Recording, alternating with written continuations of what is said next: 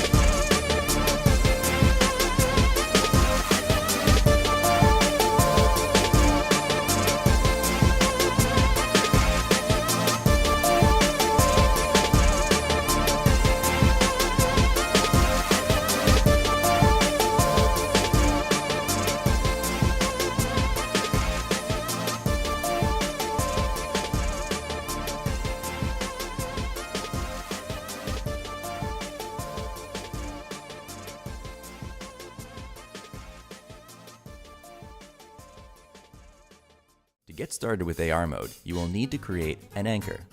An anchor locks your reference image in place so you can move your phone or your canvas, and as long as the anchor is in view of the camera, your reference image will align itself back perfectly with what you are drawing. To get started, take a business card-sized piece of paper or larger. Then take a black pen or marker and add lots of squiggles with many intersecting points and different shapes. The more tiny little details, the better the anchor will work. Also, the larger you make your anchor, the further away from your canvas you can have the phone and still have an accurate placement. It's a good idea to tape your anchor in place on your paper before you draw. This ensures that your reference image will always be in the right place. You should be prompted to make an anchor right away. However, if you want to make a new anchor, press Tools, then AR, then Anchors. To upload your anchor, press Add Anchor. Then press the purple button at the bottom of the screen to bring up the camera. Make sure your camera is perfectly level with the anchor. You don't want to have it tilted like this, or else it could distort your overlay image when it's virtually projected on your paper. When you're finished, press Use Photo in the bottom right corner of the screen. Next, you need to crop your photo. Drag the corners of the cropping frame to just inside the edges of your anchor. Make sure there is no background visible. The last step is to measure your anchor. Make sure that it is at least 3.5 inches wide. Take a ruler and measure your anchor's width. Then, type in the width and press Done. You should be brought back to the Anchor Manager screen. Here, you can press Done in the top left corner. Now your image should appear on top of the anchor whenever the anchor is in view of your camera. Do not try and hold the phone in your hand and draw. You can easily make a stand out of objects found around your house, like with tape and a tall spray can, a tall glass, or a vase. You can also purchase an inexpensive stand like this one. A link to stands that we recommend can be found in the app. Now it's time to position your image where you want it on the paper. Use 2 fingers to zoom out so you can see your paper as a whole. Then, press the Move button, and using 1 finger, you can pan your image. Using 2 fingers, you can enlarge, shrink, or rotate the image. When you have the image exactly where you want it, press the Move button again to lock the image in proportion. Now, you can zoom in to draw fine details, or you can zoom out to see your drawing as a whole. To make the image more or less transparent, you can press the Opacity button in the bottom right corner of the screen. You can use the slider to make your image more or less transparent, or you can use the opacity toggle to turn the image on and off. Now let's check out some of the need-to-know features located in the Tools menu. Once you have the phone set up, you can turn off the phone's autofocus by going to Tools, then AR, then Fix Focus. This will also refocus the camera to your paper if the camera is blurry.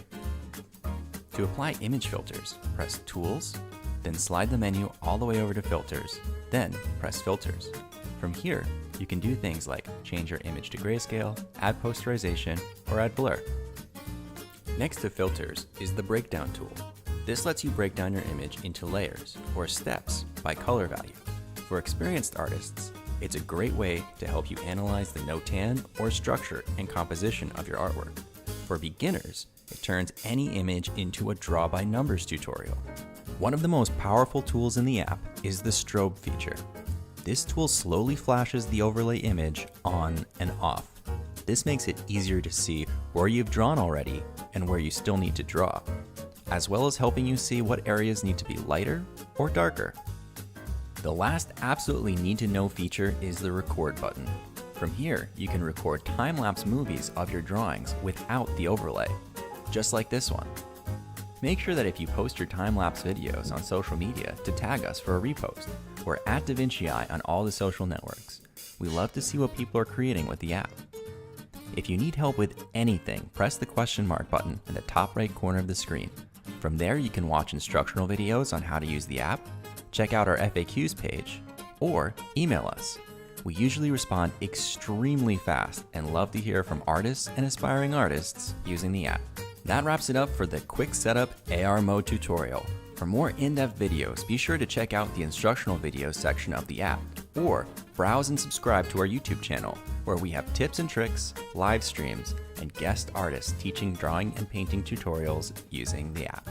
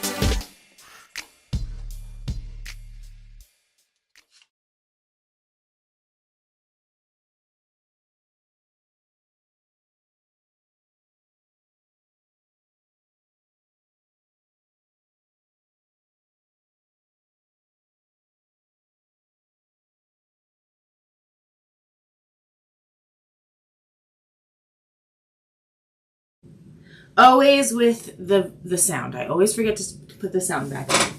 Okay, welcome. This is the Da Vinci Eye App live with myself, Charity Low. I'm here to show you how to use the app to its fullest. I am skilled, very skilled with portrait art, so people portrait, pet portraits with pencil, so graphite and colored pencil.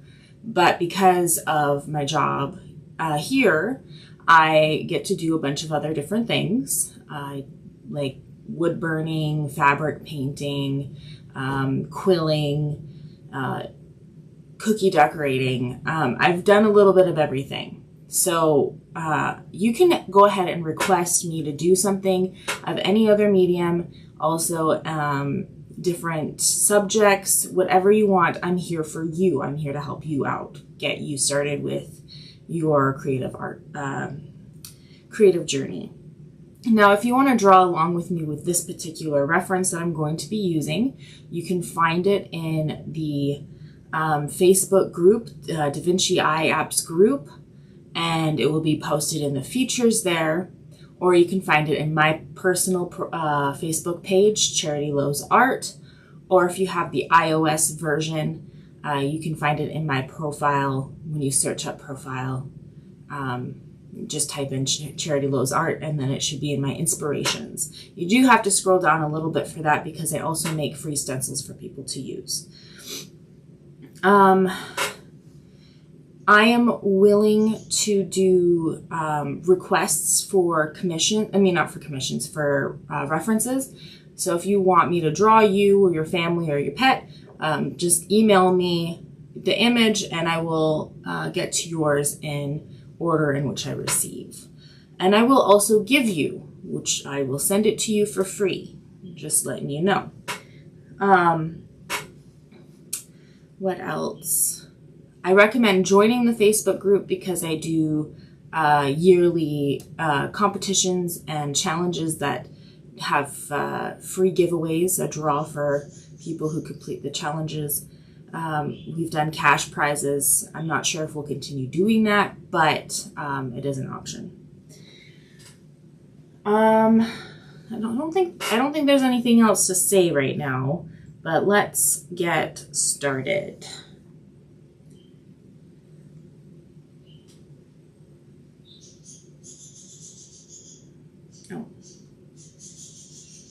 Let me be the director. Okay. So first we're going to go over the materials I'm using. I'm using a nice thick paper, Bristol board, 11 by 14 inches. It is nice and thick, so some of the techniques I use can only work with thick paper. I'm not sure if I'm going to show you that technique in this particular drawing, but that's one of the perks about thicker paper. And then for pencils, I have a light pencil, so an H2, an HB, a 6B, and a 14B. You don't have to have these exact pencils, but I will show you how to choose the pencils that you're going to need. So you get a new pencil set. You organize them from 4H, 3H, 2H, HB, so on, and then 2B, 4B, 3, like 2B, 3B, 4B, 5B, so on and so forth. Organize them in that order. You're going to choose the lightest pencil you have, and then the HB pencil, the darkest pencil you have, so an 8B would be for this one in particular, and then something between the HB and the darkest pencil, which would be, in this particular one, a 4B. Those are how you're going to choose the pencils you're going to need for your project. But each one's going to be different depending on which pencil set you get.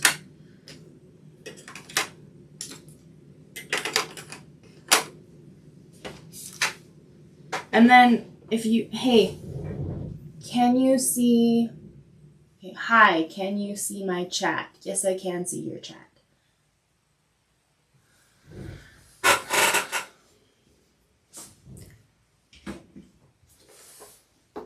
Or did you send me something? Did you send me something?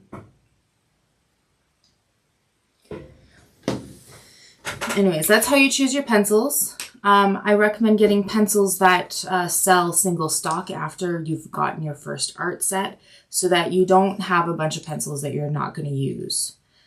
So once you pick out the pencils you're going to use often, just buy those, if that makes any sense. And then I like to have a mechanical pencil. This is great for details like eyelashes and hair and eyebrows. Even some details in the eyes too is great for that really fine tip. No, I just wanted to make sure I was in the right place. Yes, you are in the right place. Okay. So for blending, I like to use a variety of different blending stumps. Get like a big one and a small one is all you really need.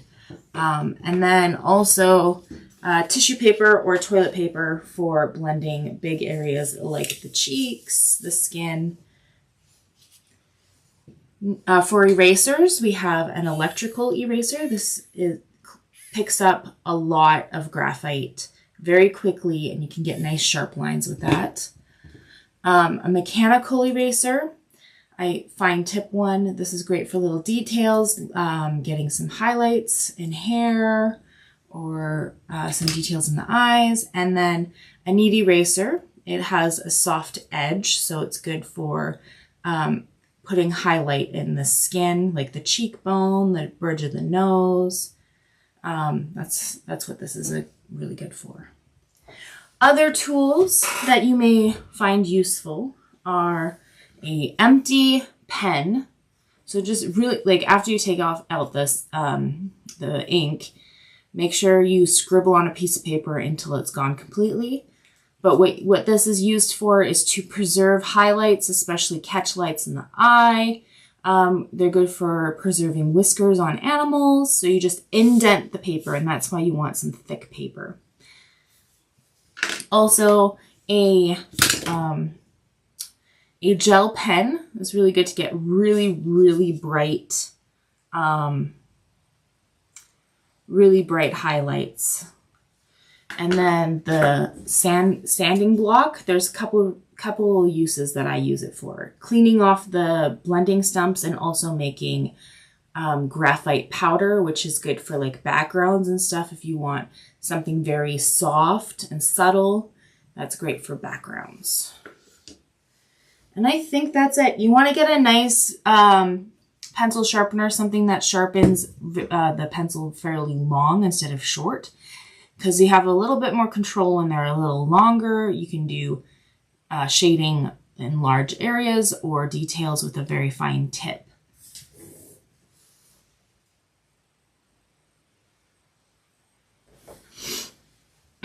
And I think That's it for materials. Now let's go into the app, although I did show a couple of videos before the live started with the app. I'm gonna leave. I'm gonna go to the menu. Okay, so this is what you see when you first open the app. If you want to draw the reference photo, go into press the 3 purple lines on the top left corner, go search profile, and then type in charitylowsart.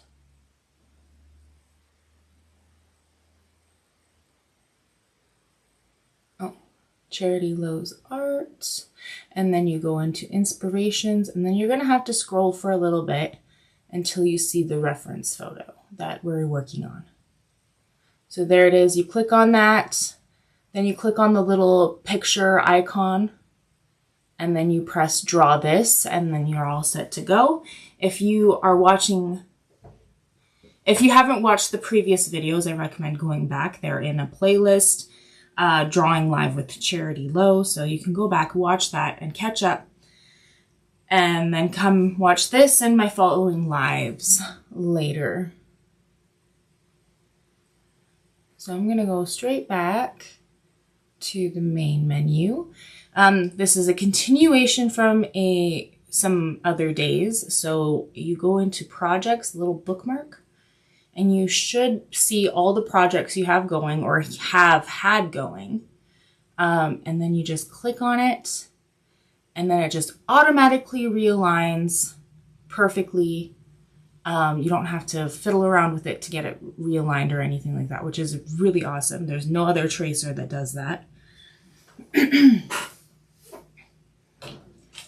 And then, as it shows in the video before, this thing right here is called an anchor, and that's what locks everything in place. So once you get it calibrated into the app, you can have your phone angled or your drawing table angled, and it will make up for that angle that you have it at. So it's not going to distort the image when you draw.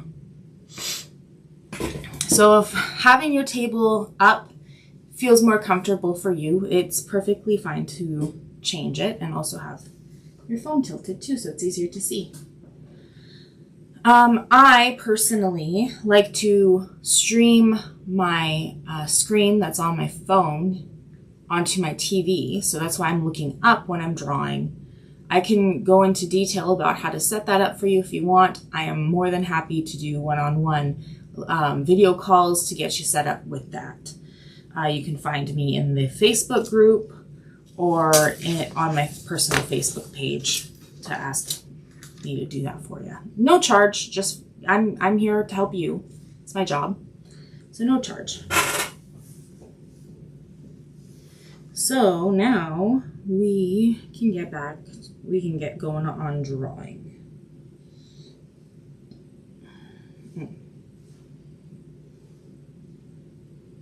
Let me just find auto director here.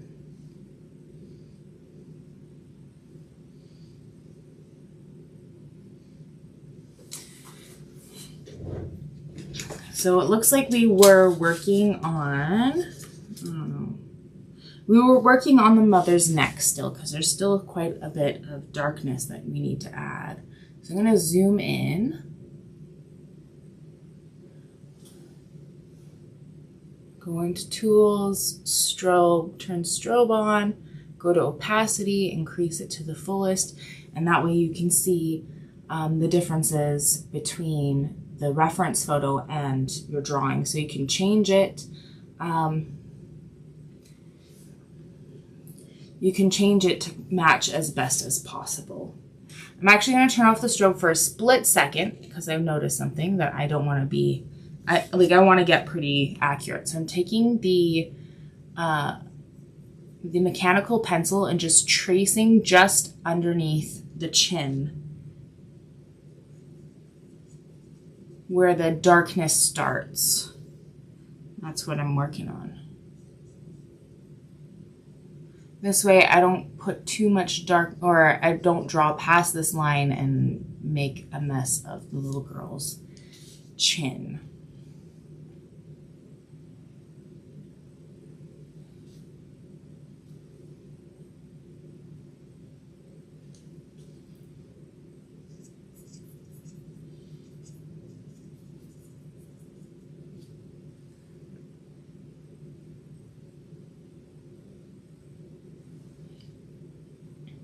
So now that I got that settled, we can go back and turn that strobe back on, turn up the opacity to its fullest, and then we can work on that shadow there.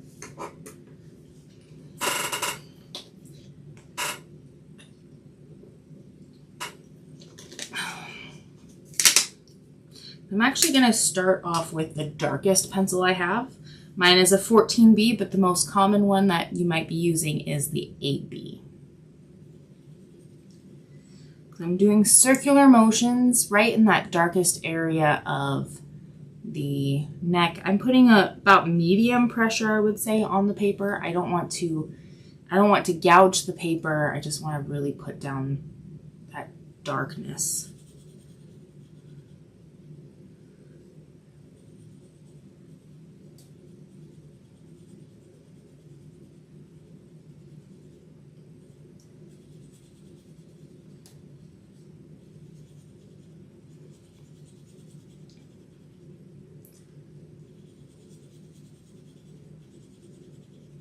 And I'm going to take the bigger blending stump because this is a smaller area. I'm also going to go in circular motions and trying to stay within the lines that we traced just now.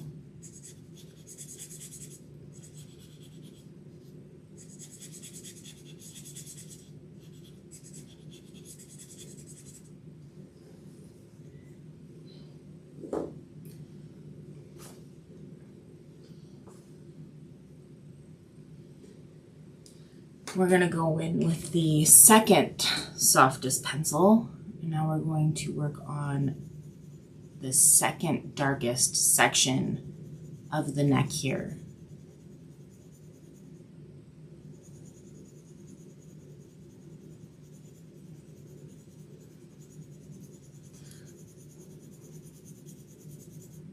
So about medium pressure, trying so hard to match what we see in comparison to our drawing versus our reference photo.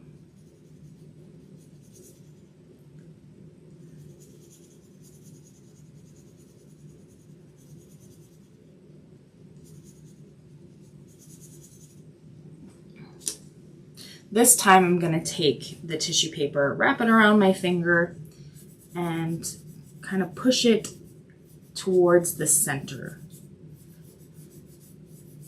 Because it's just a slightly bigger area, we don't need to use the small or the blending stump for that. Okay, I think it still needs a little bit more darkness. I'm going to go back to my darkest pencil, starting in the darkest area, putting quite a bit of pressure, and then get slightly lighter as I go till I reach that little, I see a very distinct line between this really dark section and this other section right here. And then I'm putting lighter pressure.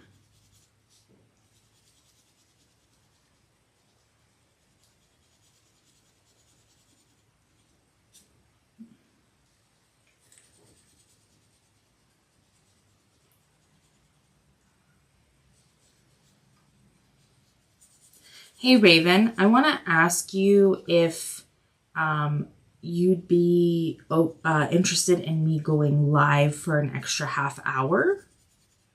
Would that be something that you're able to do? Is sit around from 10 to 12:30? Would you be able to make it for that long or no?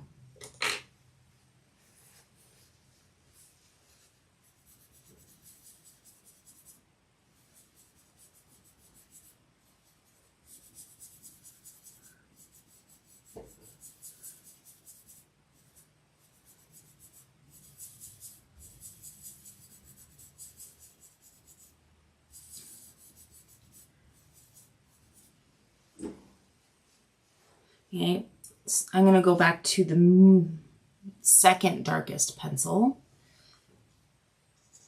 And I'm doing light pressure at this point.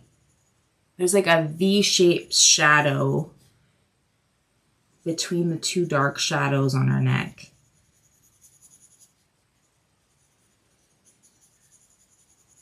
Circular motions and light pressure.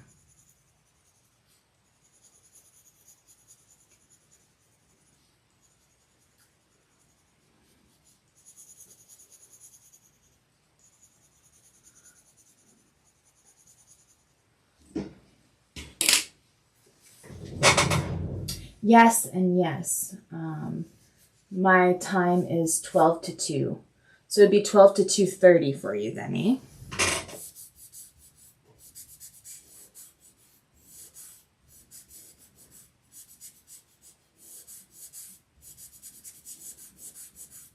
You know I'm Canadian, eh? A is more my short version of hey, which doesn't make any sense.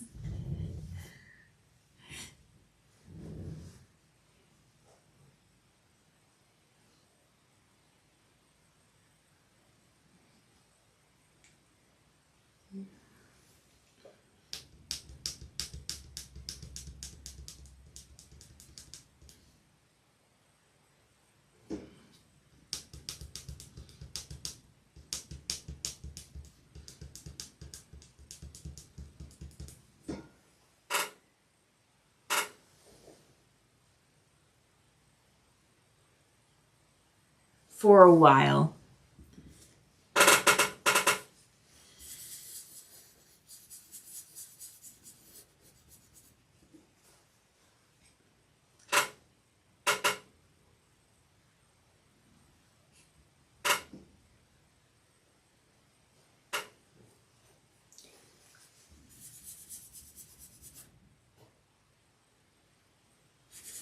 I'm just using some of that graphite that was on the tissue paper earlier. I'm just adding a little bit of that graphite on the neck of the shirt to create a bit of a shadow there, making it look more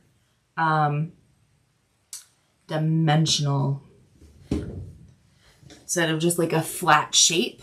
And then I'm going to take the mono eraser and pick up a small line of white.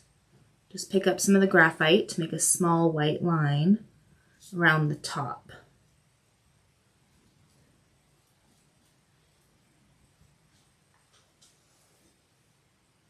And then I'm going to take the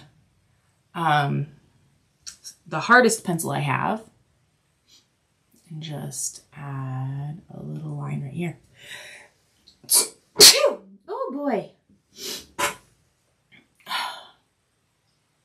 It's the stitch work on the neck that I want to add. And it's very light, but I still want it to be there. I'm going to take the small blending stump just to kind of soften that line up a bit.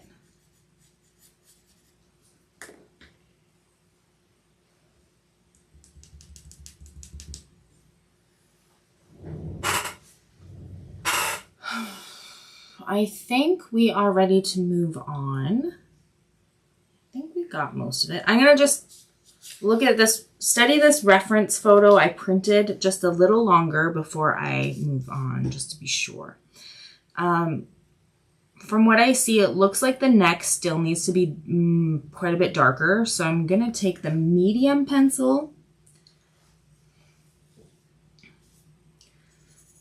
The medium, well, not the medium pencil, the second softest pencil, which would probably be a 4B for you, but it's a 6B for me.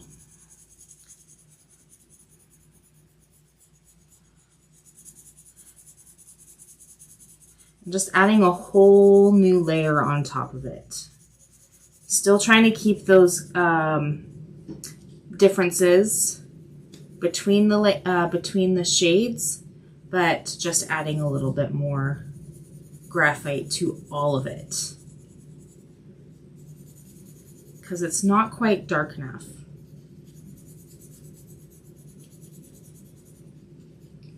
And then taking the tissue paper And we're blending it out.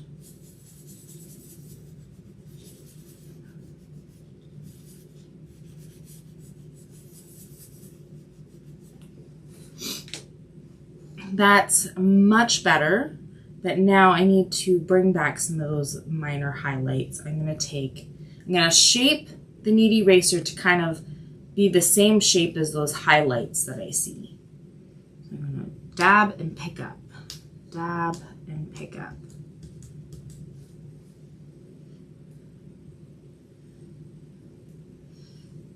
Dab and pick up.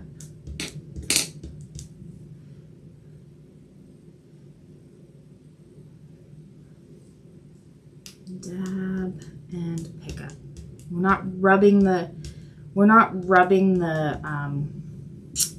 eraser on it. We're just picking up the top layer of graphite. And then we blend it out again just to, yeah.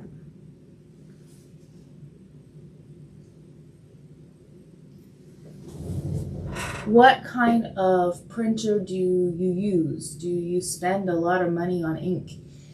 I have a Canon printer. It's an older printer.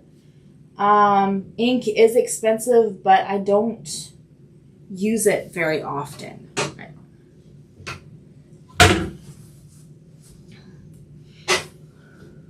If you don't want to print it off, you can also just put it on another device, like a computer, a tablet, or whatever. Like whatever you have, you don't need to print it off. But the thing is, all my devices that I have are all being used for this live. I have nothing extra to put on except for my phone, but I want to keep my phone free for in case that stuff happens, I need to go somewhere.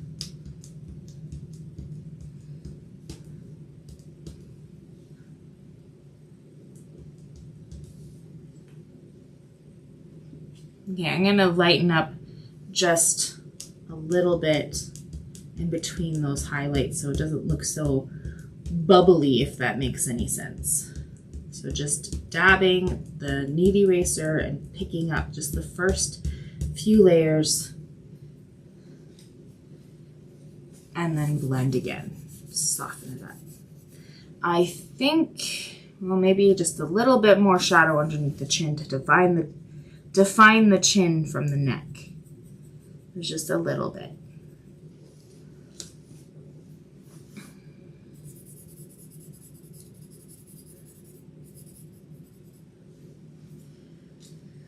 Okay.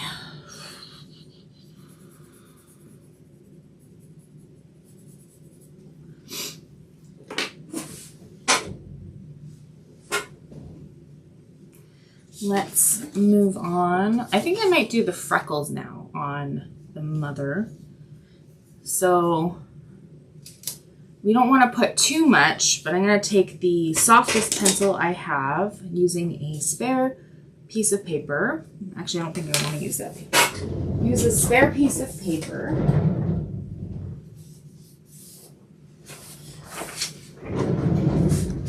And we're going to draw on it, nice dark black spot. Take your blending stump, and you're going to want to clean your blending stump after that. You're going to rub it around on that, and then I'm going to just zoom out for a second. You're going to want to dab, twist, well, dab, do some small circles on it, on the face. Just small circular motions. Do a few that are a bit bigger and some smaller ones. You don't have to be exact. And look, the things that I like to be a little bit more exact on are like the really obvious dark marks on the face, but these ones are not that obvious.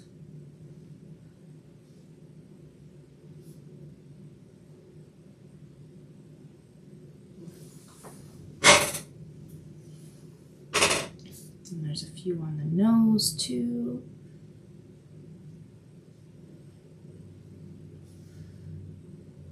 It kind of goes down the cheek a little bit, I noticed. I'm running a little bit low, so I'm going to pick up some more of that graphite onto the blending stump.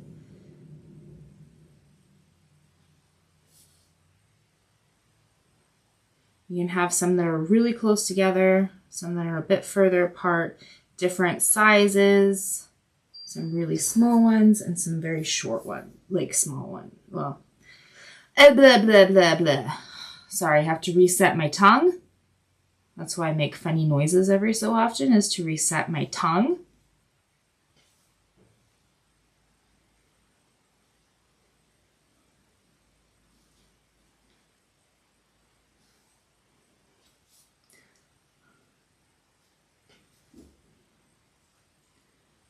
Now they're not this dark on her face. So once we get those freckles done, we're going to take the tissue paper and light pressure, very light pressure, just do some circular motions. Just kind of soften those up even more to kind of blend them in to make them look like they're part of the skin instead of just like on top of it, if that makes any sense.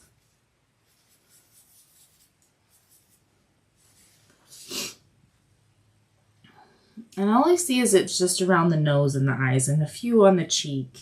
She doesn't really have any that are like really defining that like obvious beauty marks or anything like that. They're just freckles, so they don't need to be perfect.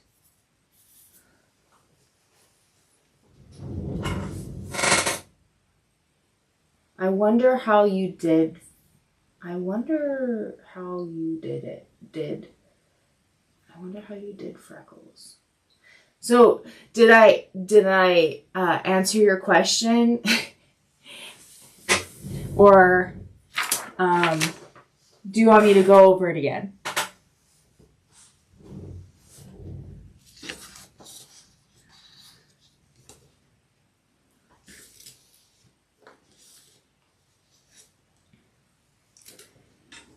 Okay, I think we're ready to move on to the daughter. I know we already kind of started her earlier, but I've noticed that there's still things that we're missing for the mother's face. So I still see some stuff on the mother's face that I want to fix. I am so particular. You don't have to be this particular. I just had to darken up a section because it's just driving me crazy. I don't know. I'm going to drive myself crazy.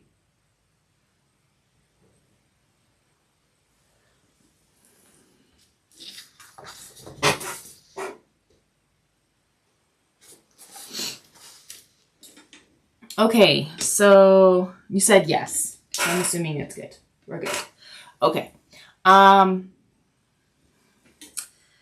going to use this. It's not super dark for the section we're going to work on. So I'm going to use the medium pencil. Well, not the medium. The second darkest pencil. Mine is a 6B. Yours will probably be a 4B. That's the most common.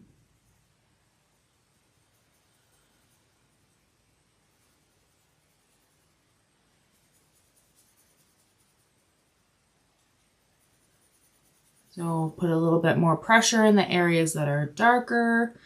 So the eyebrow, we want to get darker. We're not worried about details at this point. We're like just looking at the whole of the eyebrow. So the section of it is darker in general. So we're gonna just put a little bit more pressure there and then build up the shadows around the eye, on the eyelid, just all the way around the eye. Let's try to find the shapes that are being created by these different shades of gray.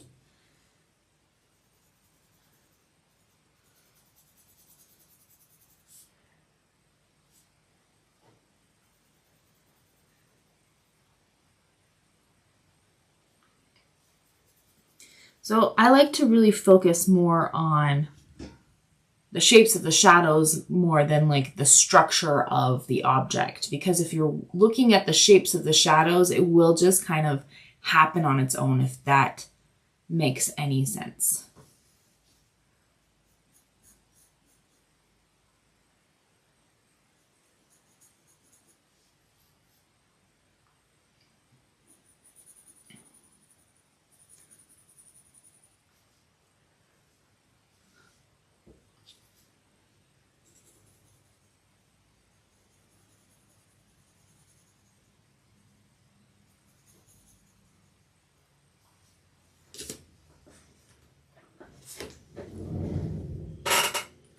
I'm just checking something.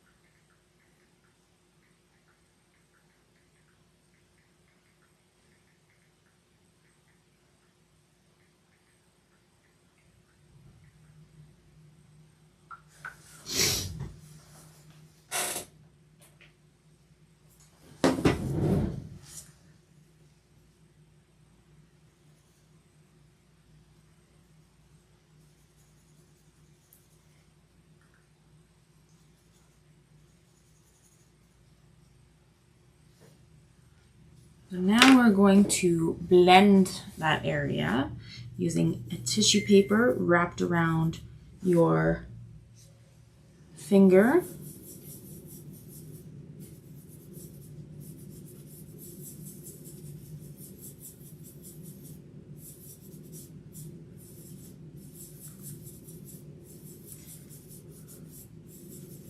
Just trying to push it, make it super soft, very gradual changes in the face. I'm gonna also build up the shadow that's on the forehead just above the eyebrow too, using the second softest pencil / darkest pencil I have, light pressure and circular motions.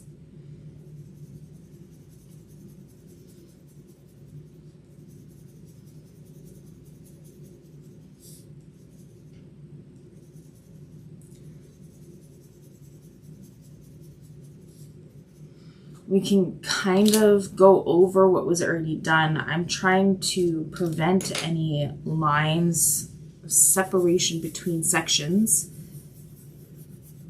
So blend it right into the section we've done previously in another video, just trying to get rid of any obvious lines between the two.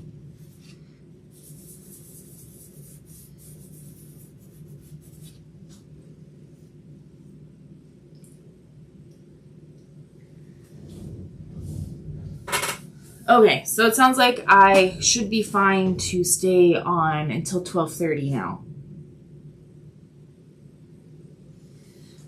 I just wanted to check in with my husband just to make sure he's okay with it. I just don't think from 10 to 12 is long enough.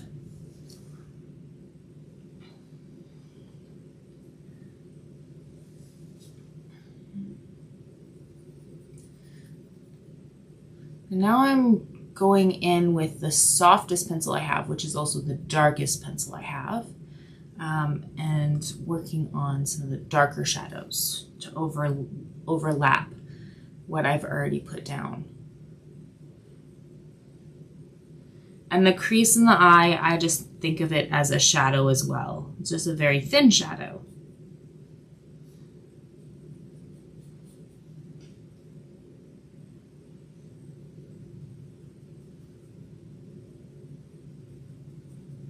I'm not too worried about any other details of the face except for the skin. I'm not worried about, the face, the eye. I'm not worried about the eyelashes. I'm not worried about the details of the eyebrows quite yet, or anything to do with the eye. It's just the skin that's around it that I'm working on right now.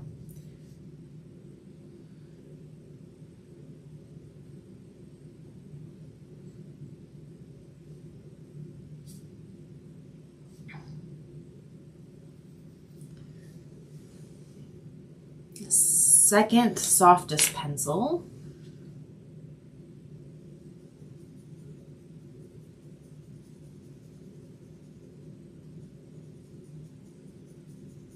So I'll enter what I tell you what pencil it is, what I say is going to be interchangeable. So like the softest pencil is the darkest pencil, the hardest pencil is the lightest pencil. So when you hear me change what I'm using to describe which pencil it is, soft equals dark and hard equals light.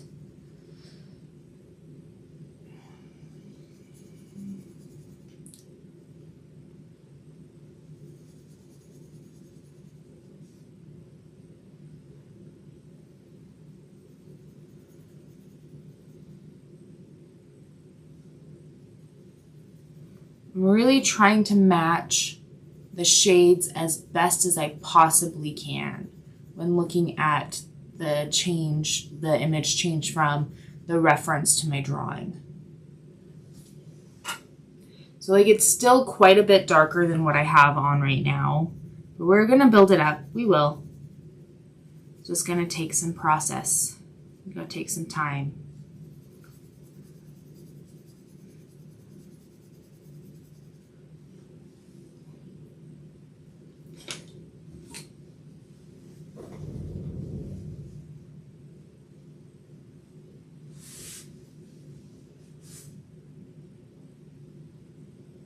They say that there is no straight lines in nature. Absolutely, there is no straight lines in nature. Everything that's straight lines are man-made.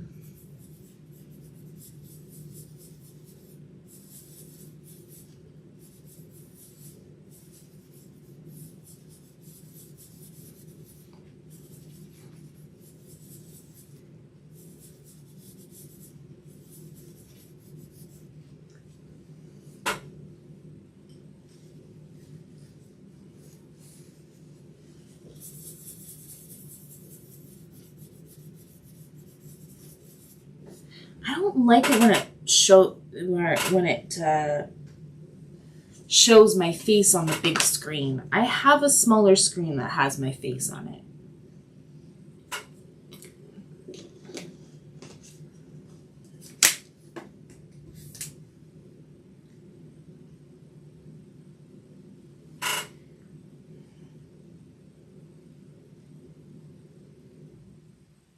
Like, is there a way to not have my face pop up? Oh, whatever. Okay.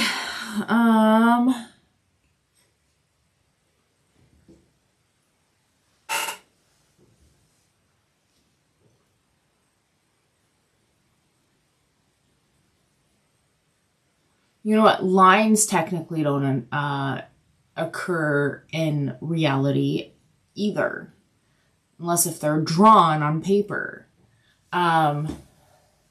It's all just shadow meets light. It's an illusion. So that's why I call it the crease in the eye just a shadow, because that's what's happening is there's no light hitting it in that really small area. So it's a shadow, not a line.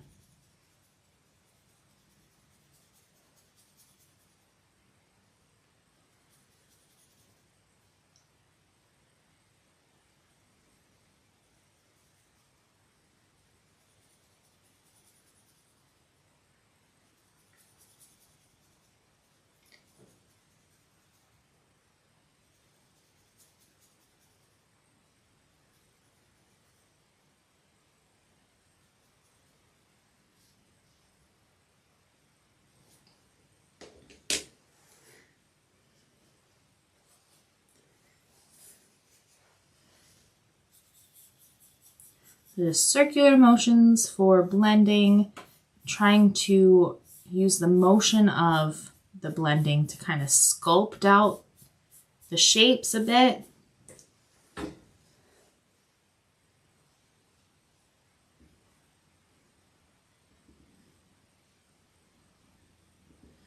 I'm going to soften up that highlight that's just above the eyebrow here. So I'm going to blend it in the direction of that highlight. There we go. Okay, now we can move on to the eyeball. So first thing, I'm just going to trace the border of where the eyeball meets the skin around it. So I'm going to turn off strobe.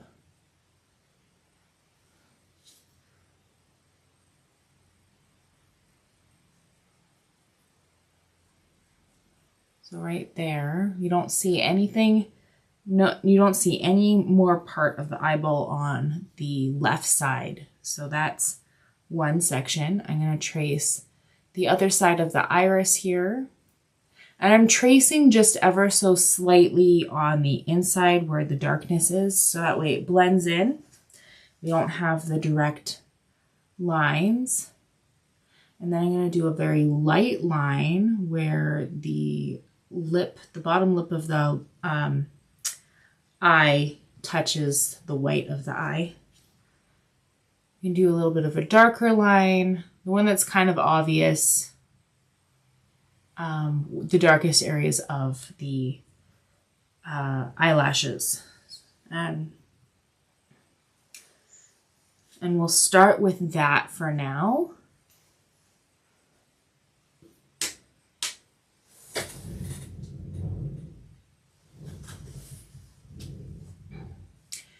Turn the strobe back on so we can see the differences. I'm going to build up some shadow in the whites of the eye using the lightest pencil I have, which is a 2H.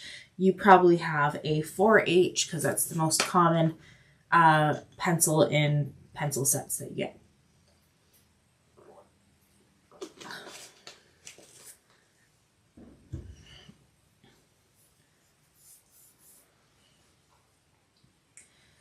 So very lightly, I'm going to do a curved shadow right in the corner here. We want it curved because the eyeball is curved. We want to follow the curvature of the iris to get it to look properly. And then there's a shadow that's just under the lash line, and we're going to go do a small shadow just above that. Just below the eyelashes on the top part of the white of the eye.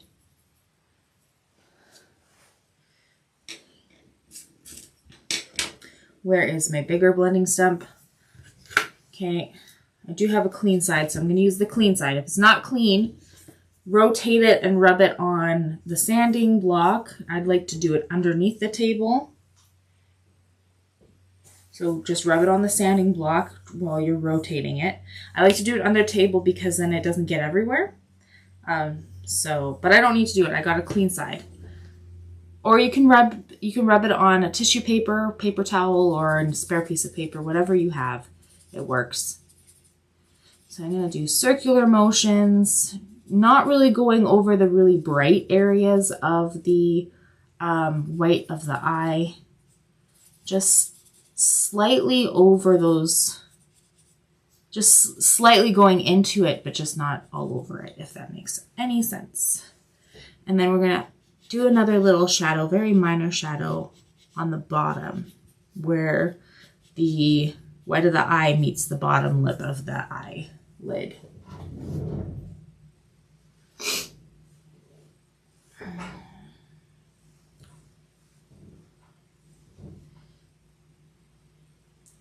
Now the way that the eyes look in this picture are kind of interesting. I'm going to take a look at it from a different view with colors to see if I can see why they look a little interesting.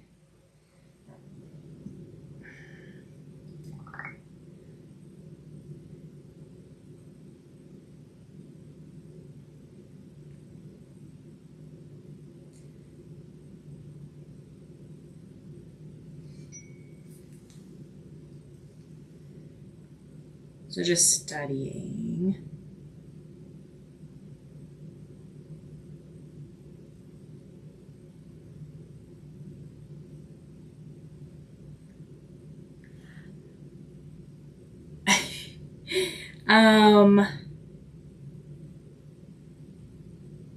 I think I just noticed something on here that she probably didn't realize. I'm just gonna message her something. Just give me a second. The lady that I'm drawing and her, yeah.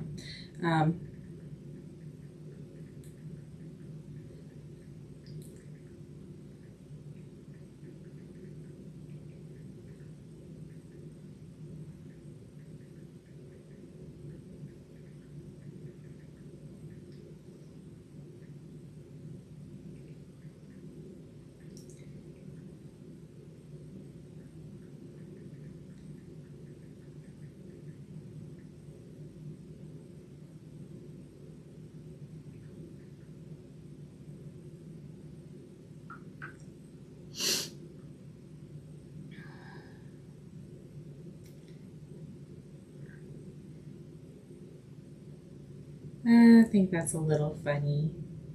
I think that's funny. Okay, I'll tell you what it is in a minute.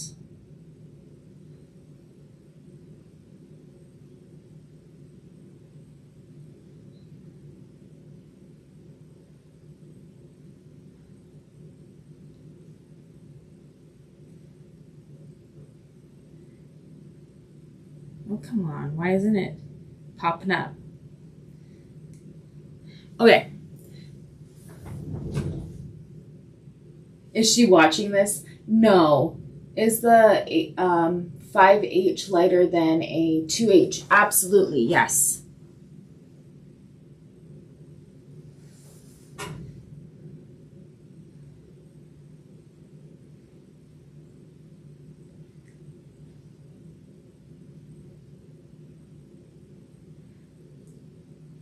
Sorry about this.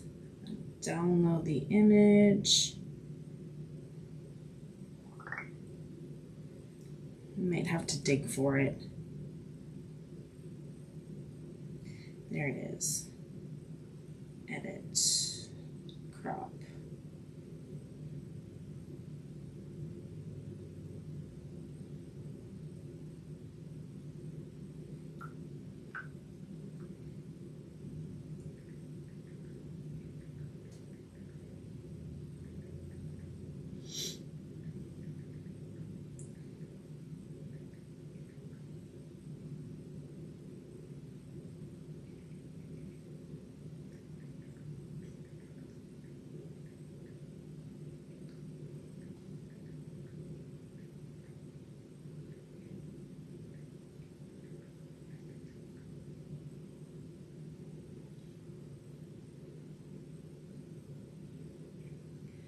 Okay, I'm going to show you. She hasn't confirmed anything, but I'm going to show you. I'm going to turn off the strobe here for a second, but I'm going to show you what I'm laughing at. It's so minor, but it's to me, it's funny. So, right, let me just see. Where's my finger? Right here are eyelashes that are not attached to the eyelid. So I'll darken that up a bit so you can see it. So you see that? So I think she's got an eyelash filter at the least. It's very minor, but I still think it's kind of funny. So those eyelashes are not attached to the eyelid. So let's ignore those while drawing to make it look like it's actually, yeah. It's all good. Let's not draw those, just so you know. Okay, I'm gonna show you where to draw for those eyelashes to make them look like they're actually part. So you can draw from here to about here is where those eyelashes would be. And then also these shadows right here, they're also eyelashes that are not attached to the eyelid. I was thinking that they were shadows, but they're too thick to be shadows.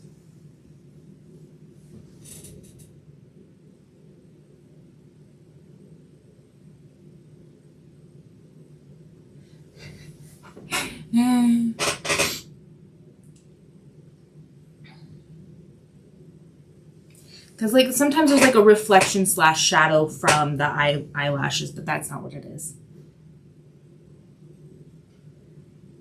So we can draw from there to there for the eyelashes. So we're not going to really worry too much about the eyelashes, but we can move on to the iris. There's not really, you don't really see the pupil because there's like a highlight on it and she's got really dark eyes, so it's really hard to see the pupil.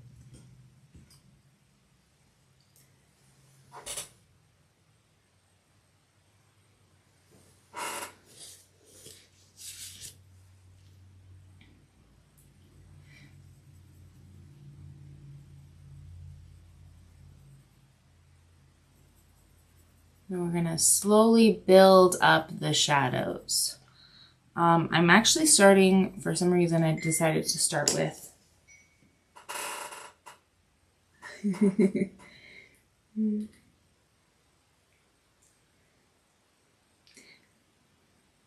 She says probably I don't have eyelashes, like actually, haha. That's what she said.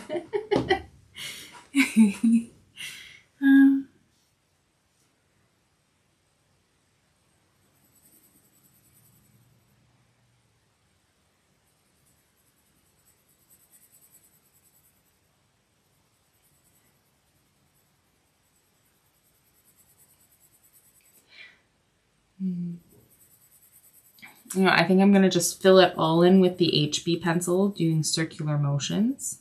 I am kind of holding it more at the tip at this point because it is a smaller section. I want a little bit more control than what I would for the skin.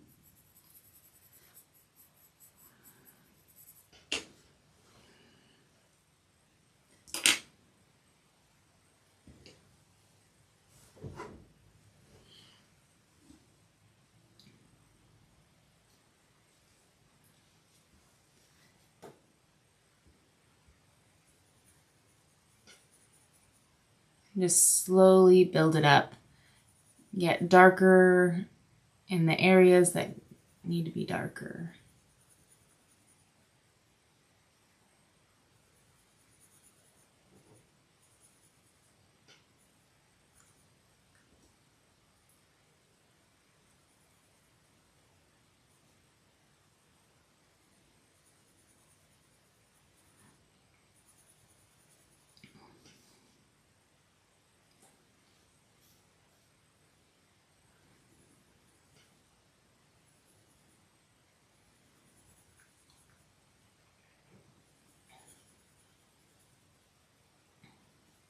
When you become a skilled professional artist, it makes it easier to tell what is AI and what is not because you notice the smaller details. But I have to say AI is getting really good at mimicking reality. So it is, I wouldn't blame anybody who gets fooled by that.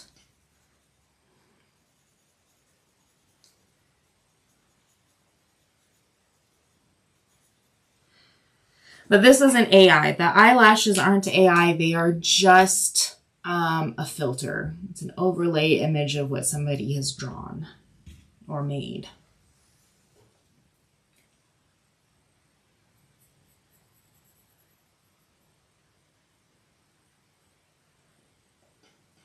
So I need to go to the darkest pencil. I'm using my darkest pencil. Gotta sharpen it. I'm almost ready to replace this pencil.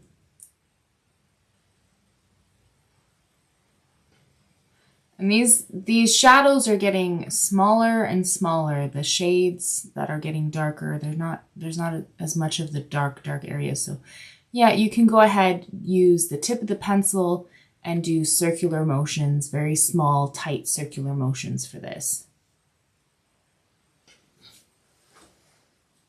And I feel like I might need to fix something here. I need to make this iris just a little bit thinner on the bottom. So I'm going to use the mechanical pencil and just reshape that a little bit. I think I might end up using my artistic license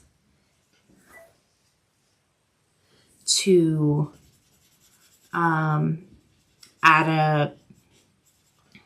a pupil and some highlights to make them look like they're a little bit more alive than they show in the photograph. So what you're going to do for that is you're going to have to look up side view of an eye, and then you would be able to draw that to make it look more alive.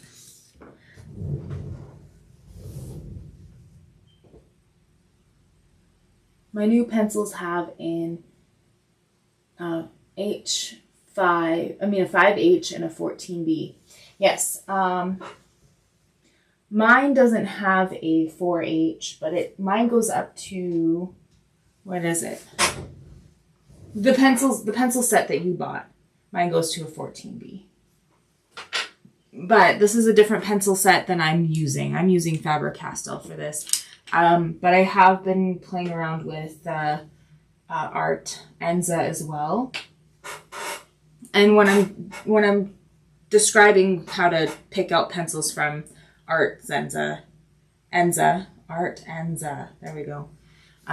That's just to show people how to pick stuff. Okay, I will be back in about, let me see, 11 minutes.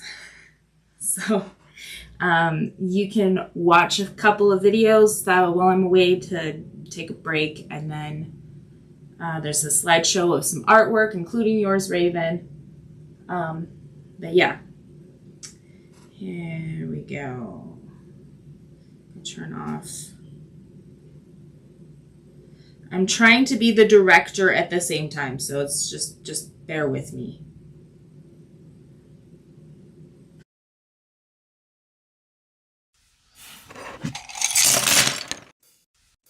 Vinci Eye uses your phone's camera feed and lays a transparent picture that you want to draw over that camera feed. If you look at your phone's screen, you'll be able to see both the picture that you want to draw and the place where you want to draw it at the same time. This lets you easily trace an image onto any surface. To get started, you need to place your phone on top of a tall glass. If your phone doesn't have a case, it might slide around when you touch it. This makes adjusting settings while you're drawing very difficult. To fix this, cut a long piece of tape and fold it into a loop. Place the tape loop on top of your glass, and this will stop the phone from moving around.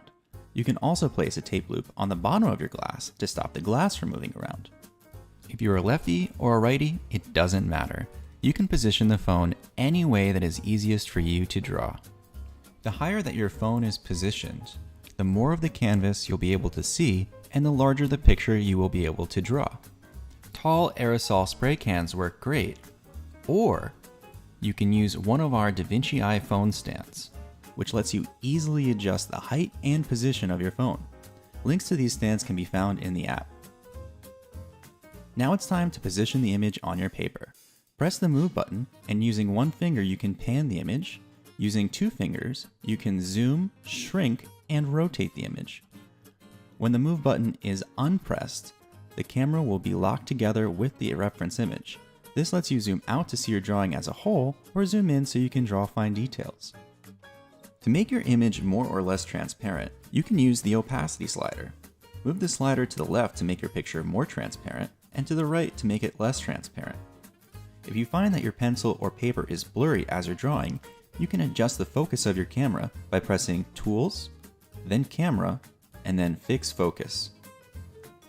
To record a time lapse, like this one while you draw, press Tools, then scroll all the way to the right, press the Record option, and then press the Record On switch. One of the most powerful tools in the app is the strobe feature. This strobes the image on and off so that you can compare color values and you can see places where you still need to draw. In addition to the multiple filters in the Filters tab, there is also the Breakdown feature in the Breakdown tab. This breaks down your image into layers by color value. For beginners, it turns your photos into a draw by numbers project, Or for advanced artists, it can help you analyze the structure and composition of what you are about to draw or paint. If you need help with anything, you can always press the help question mark in the top right-hand corner of the screen. From there, you can watch instructional videos, check out our frequently asked questions, and even email us. We usually respond to emails extremely fast, and we love to hear from artists and aspiring artists using our app. Be sure to subscribe to us on YouTube and follow us on Instagram, TikTok, and Pinterest to see instructional videos and demos of how to use all of the amazing features that are in Vinci Eye.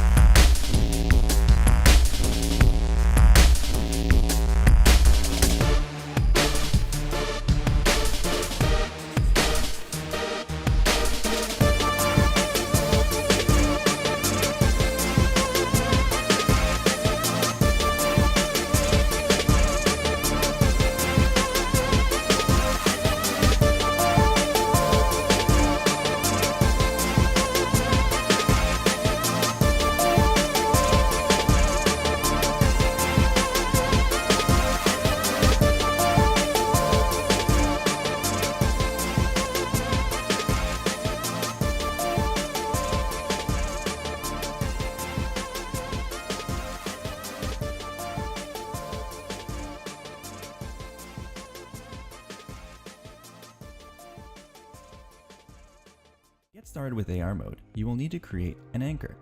An anchor locks your reference image in place, so you can move your phone or your canvas, and as long as the anchor is in the camera's view, your reference image will align itself back perfectly with what you are drawing. To get started, take a business card-sized piece of paper, or larger. Then take a black marker and do your best Jackson Pollock impression. Make a lot of squiggles with many intersecting points and different shapes.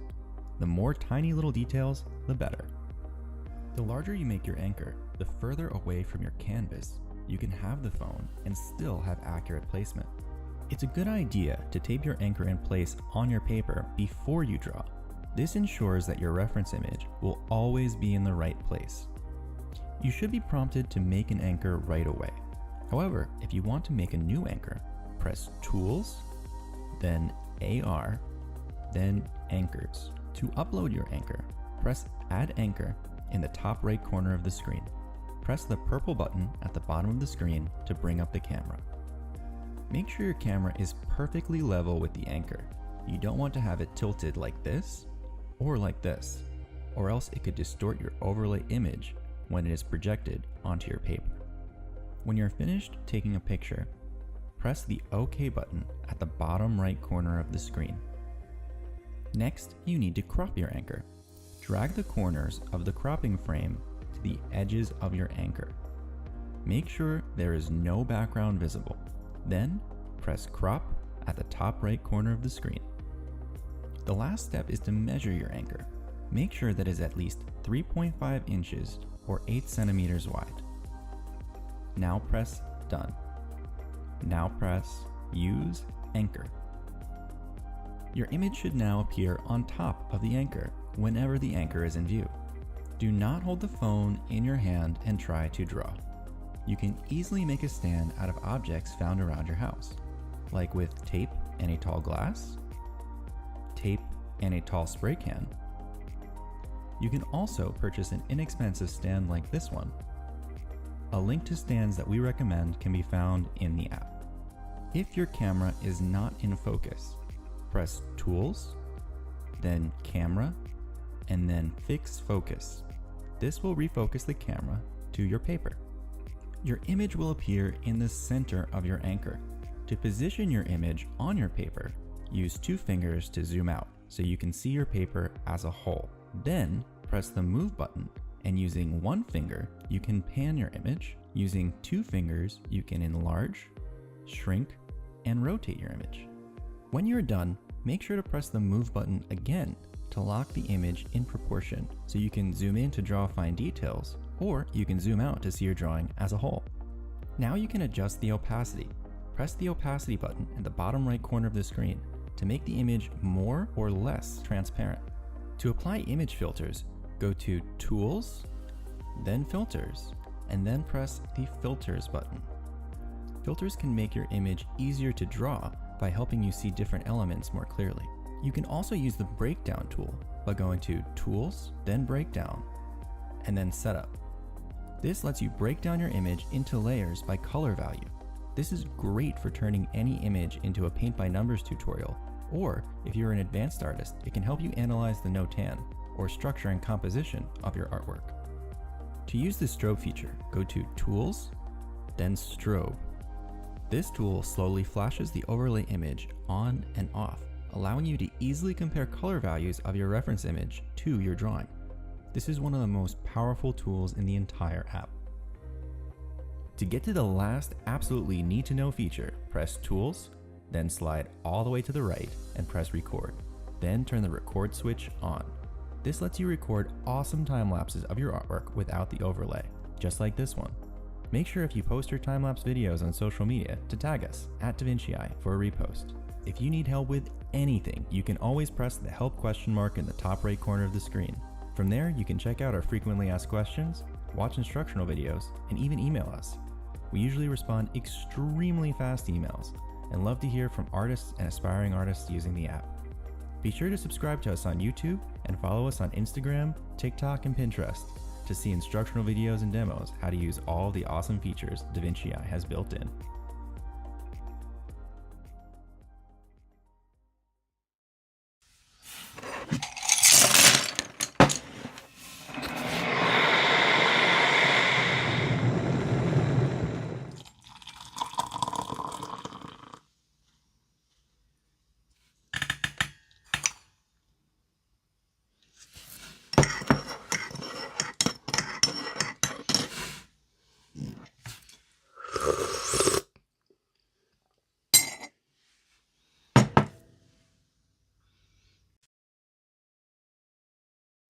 Vinci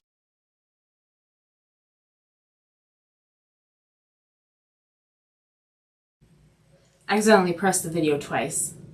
Oh, it's still going off. We can turn this off. It's a little bit too slow. Let's turn this off, turn that on, turn that on, and turn that on. There we go.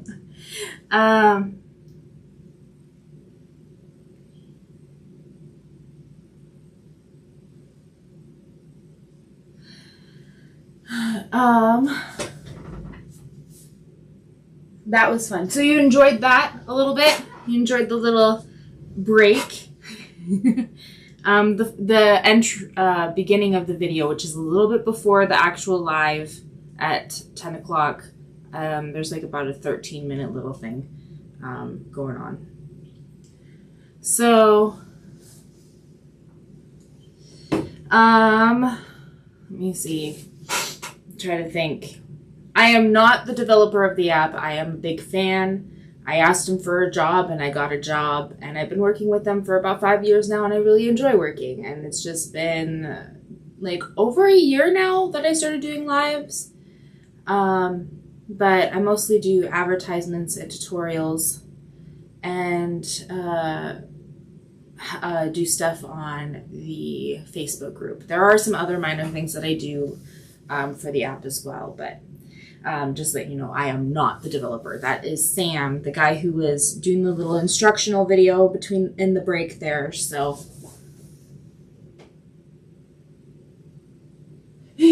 my art looked pretty good, but not as nice as yours. You're getting there though. You are getting there. Just keep going.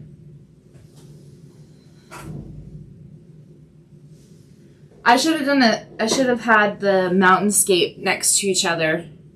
I have like one where it has like the multiple different mountainscape drawings, and with the names with it, if that makes any sense, in the same picture, in the same slide.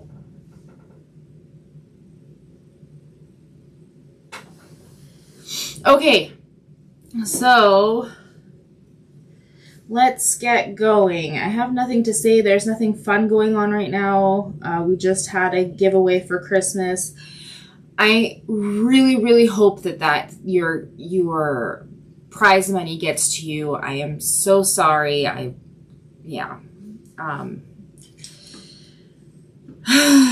So, yeah. I don't know.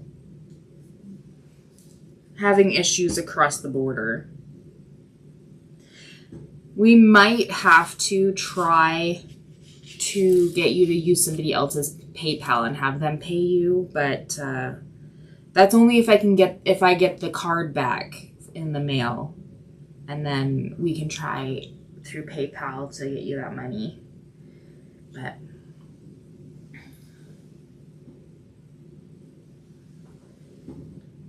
But yeah, so Raven's watching right now. She won the prize for the giveaway challenge, and we're having some little issues with that. But hopefully we can figure that out for future stuff. What's better? Okay, we are going to look up eyes from the side view.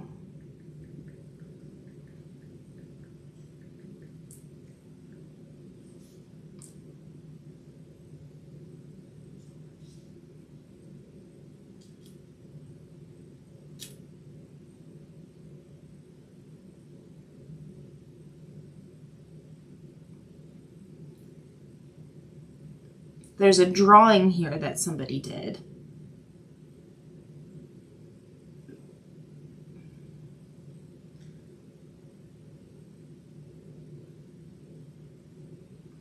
Okay. So here, I got one here. I'm going to download it. This is also a dark eye, so...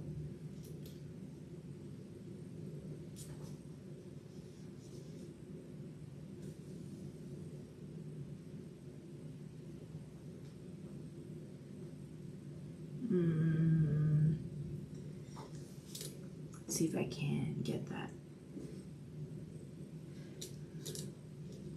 Why isn't it popping up?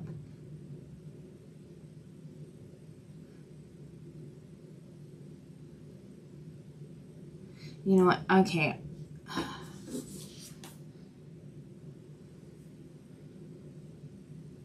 I'm gonna take a screenshot of it and then I can go from there.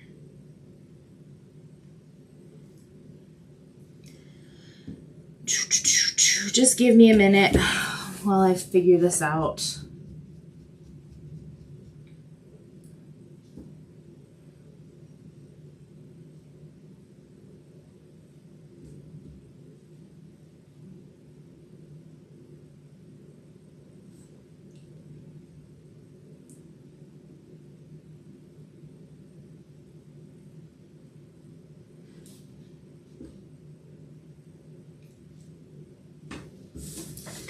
So, I don't know if you can see this very well.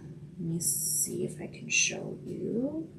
It is really dark, so you can't really see the pupil very well in this reference. But the pupil isn't... Okay, so you would think that the pupil would be on the outside in the center, right here. But there's a clear dome around it, so it's actually in the center still. It's smack dab in the center, but it's an oval, not a circle from the side. So I am going to define the pupil for the purpose of making it look like she actually has a soul.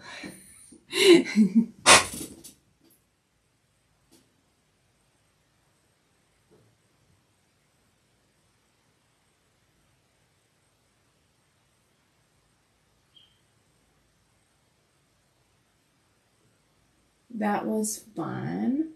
My art looked pretty, but not as good as yours. Yeah, thanks. My daughter has paid me by PayPal.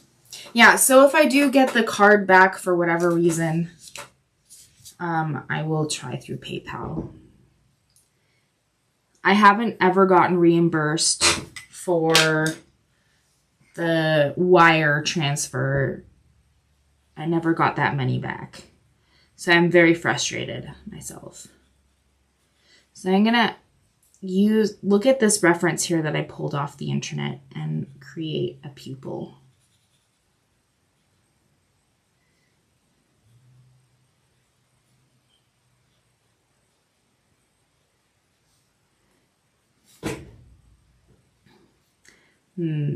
Just like the other angles, it's darker on the edges. The shape, like the texture of the eye kind of changes a little bit. It's a little bit warped looking on the very edges of the iris. So just really, if you need to, looking at a blue-eyed color iris might be easier to tell all these little differences. But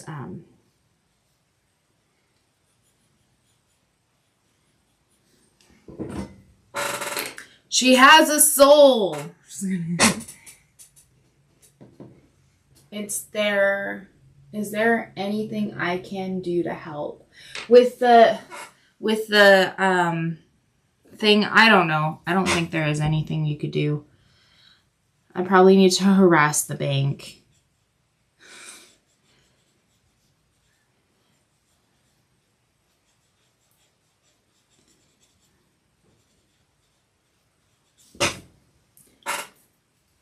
There, she's got a soul.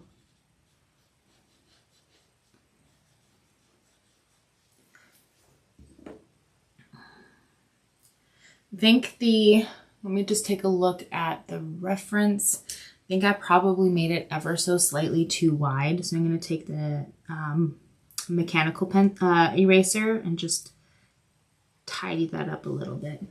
We could also add a highlight on the whites of the eye that are kind of following the curvature of the iris.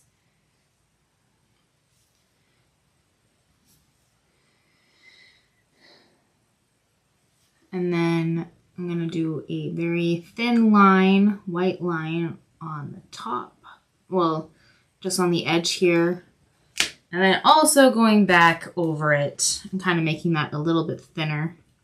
Because it's a very, very small little highlight on the ends here, if that makes any sense. Very, very little bit. I am still kind of going off by the reference I pulled up.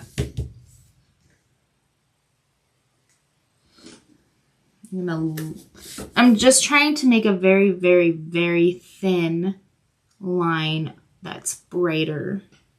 So I am going to have to fill it in a little bit because the mono eraser can only get so thin.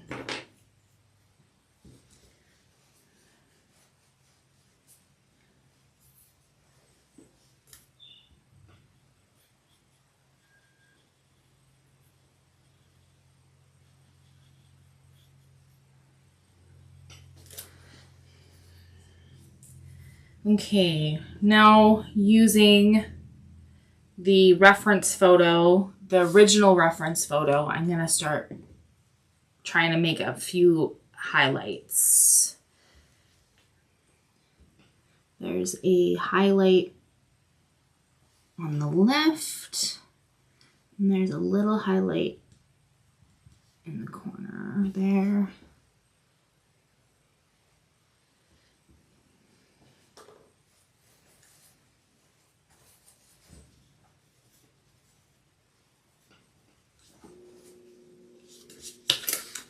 So she looks like she has a soul.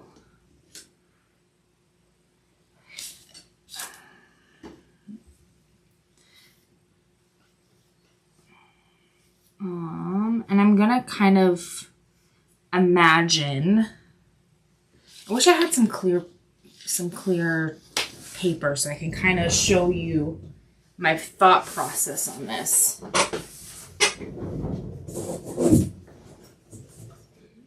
Let me see if I do. I might.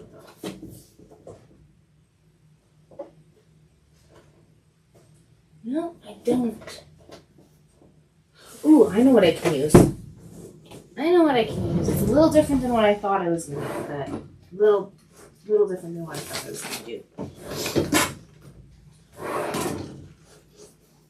I just want to show you why I'm going to do what I'm going to do. I need something from here. There we go.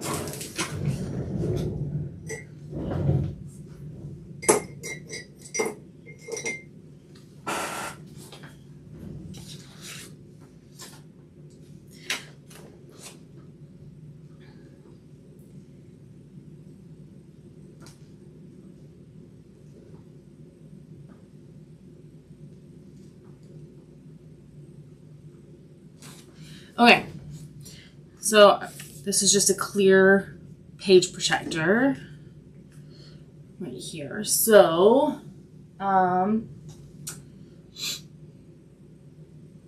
going to draw the size of the eyeball, approximately. So it's about that big, right there. And this one is about the same, right here. So I'm just showing you my process and getting these highlights. So we have a highlight here and two little highlights here. And the light's coming from the same, the light is coming from the same direction. So if this was a sphere that was outside, two balls outside, the light would still hit it in the same way. So there's a highlight here and two highlights here. So I'm going to need to have a pretty bright highlight right in here in the center of the whites of the eye. I am going to add ever so slightly a little bit more shadows in there so that it pops up a bit more. It looks so weird. I am so sorry for that, but I just wanted to show you just so I can get a little bit more life in that eye.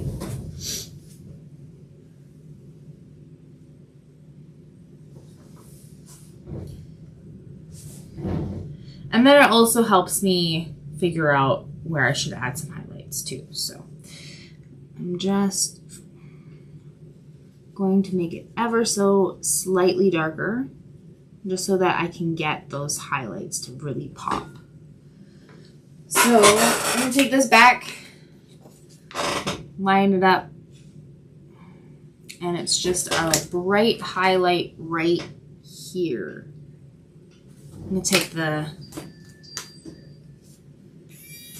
mono eraser. So we're just going to, I mean not the mono, the electric eraser. Just adding a few little details.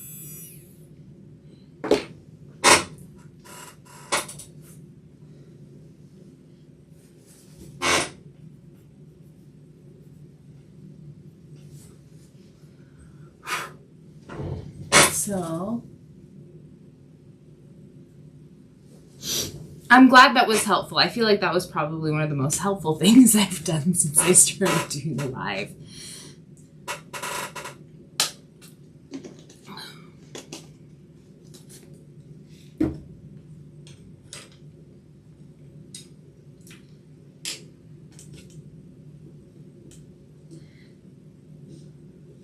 Okay, now we're going to work on the eyelashes. I'm actually going to turn off the strobe for this and decrease the opacity a little bit. And remember, there are lashes that are not attached to anything because they have a filter on, and it was confirmed it was a filter. It's not some trick of the camera. So I'm going to start with, I think I'm going to start with the HB pencil. They are curved, they slightly curve downwards and go up. And they start on the left side, they go to the left, on the right side, they go to the right. And in the center, it kind of almost disappears and there's just a few that kind of poke up from the line, the lash line.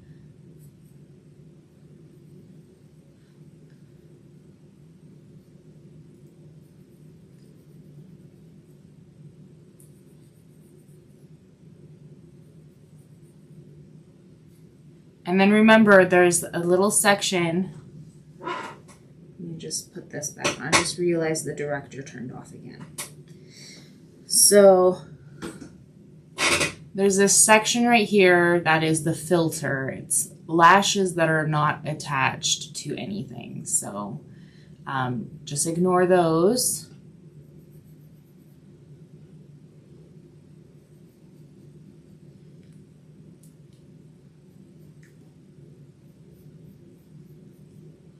And I'm just trying to get an idea on the direction of the eyelashes for this. And we're just doing the top for now.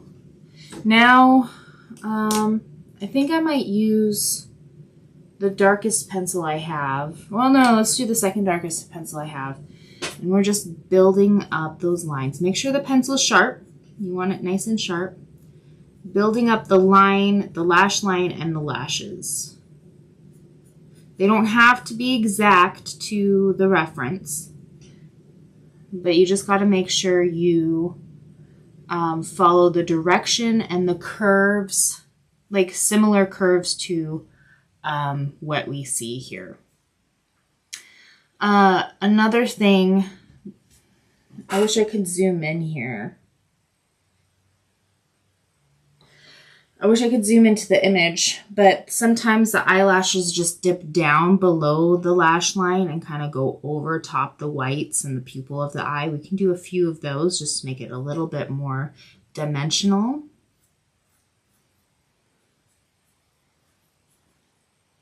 You can also do the same with the mom too, so that they look a little bit more realistic instead of just sitting on top there.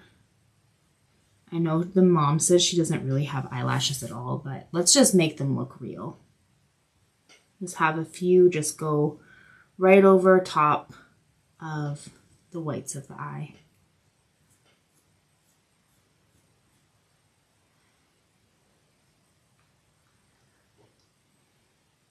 And there's like a really thick section of eyelashes. It kind of looks like,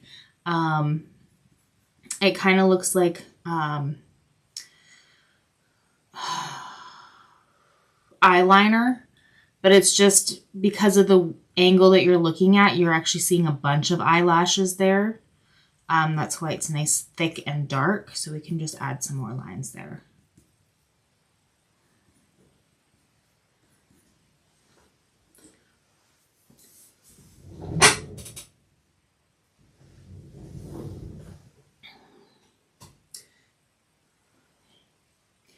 Now there, I think we're good with the eyelashes here. So let's just take a look. Is the dirt bottom back on? Take a look here. I'm going to go back to this. Let's just go back and forth and kind of see if there's anything major. I'm going to move this over ever so slightly.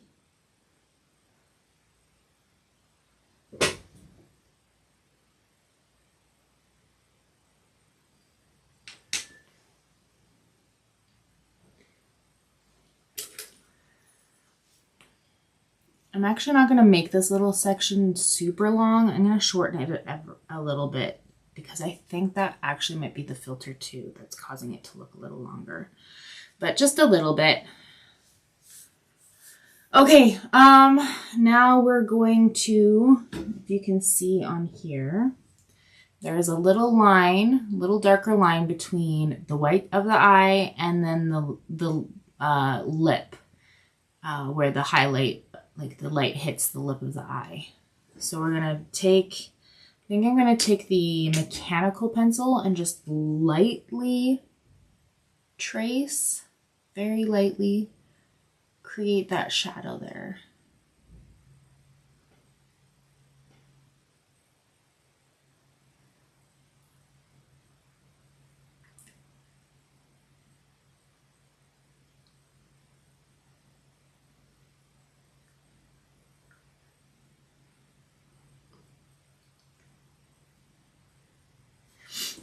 And we're going to take a clean, small blending stump.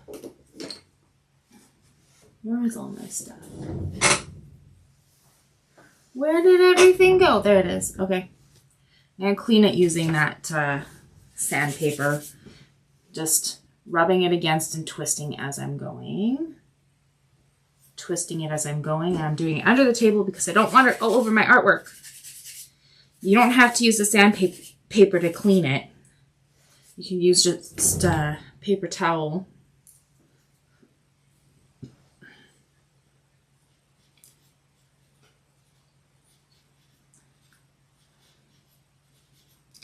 I'm just softening that shadow. I'm trying to drag it a little bit up towards the white of the eye, not dragging it down. And then we're going to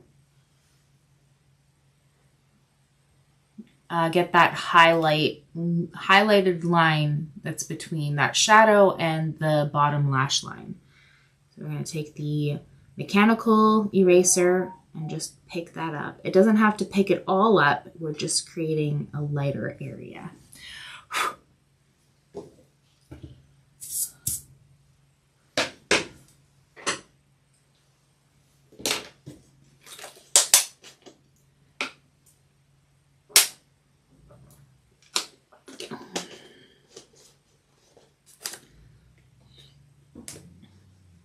And now we can add those little bottom lashes. And it's not going onto that white line, it's just underneath that white line. I am using the mechanical pencil because I don't want them to be too dark. Don't want them to look very heavy on the eye.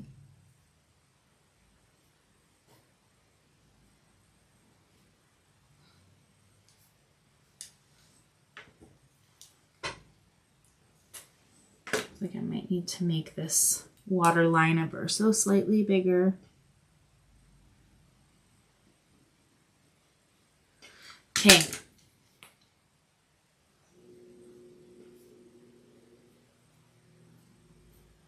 You can add a little bit more darkness to the root. So I'm going to take the 6B, which is the second softest, and just kind of add almost like little dots at the roots of the eyelashes.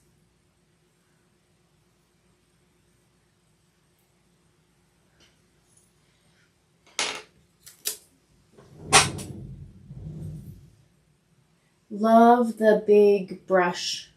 Love that big brush, LOL. What is the mechanical pencil? What is a mechanical pencil? So, it's not a drawing tool per se. Let me just show you here. Just give me a minute.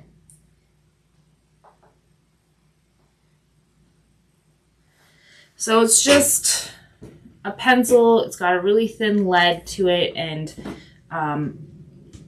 you just press a button and it gets longer and longer and longer. It's just a small lead. It doesn't have wood around it, and it's super thin. You can get this in the,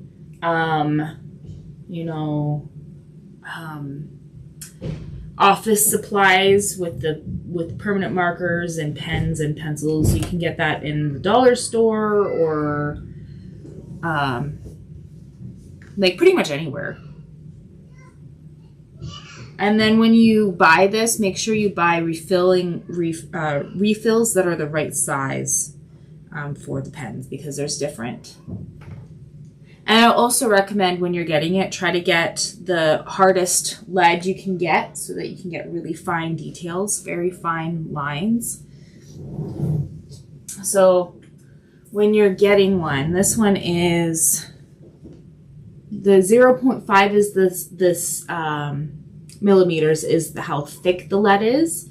And then the H2, it's just the same system as a drawing pencil, but it's not a drawing tool itself. It's on office supply.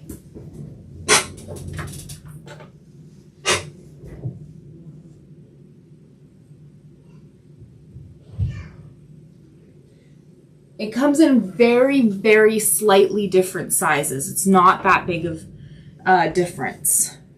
They're just very minor sizes.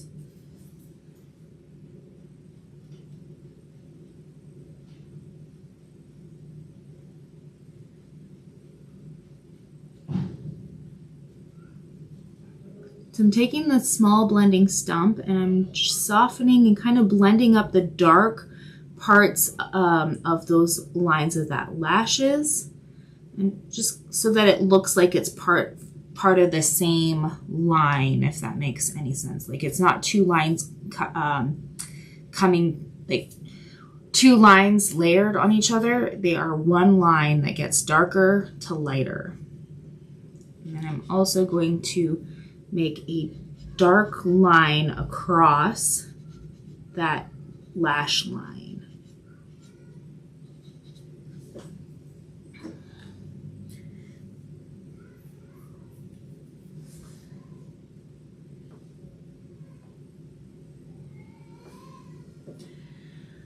Okay, I'm going to turn the strobe back on.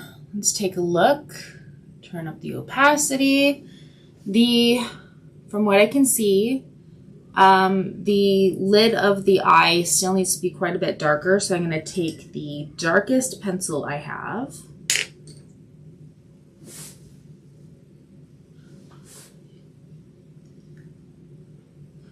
And I'm going to put quite a bit of pressure on this. I really want it to be really dark. Some circular motions, but very, very tight circular motions. And just to go over what I mean by that, let's find some.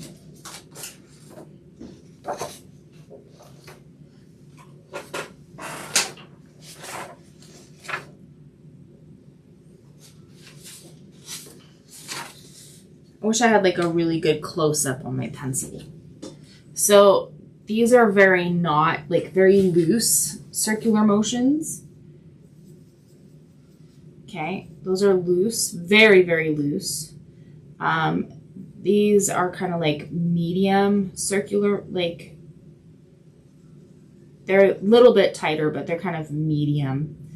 And then tight is just very, very, very, very small as you possibly can, just so that you know what I mean by that.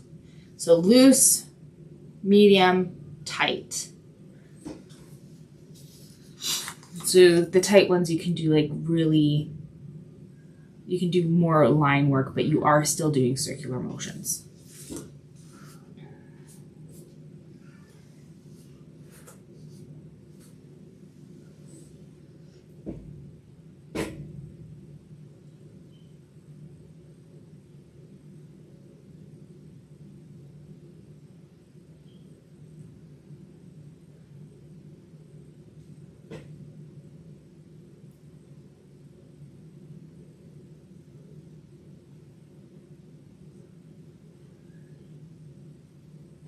Then we're going to take the small blending stump and we're going to follow the line. Just going back and forth, and soften it up so that that shadow kind of bleeds into the lighter areas of the eyelid.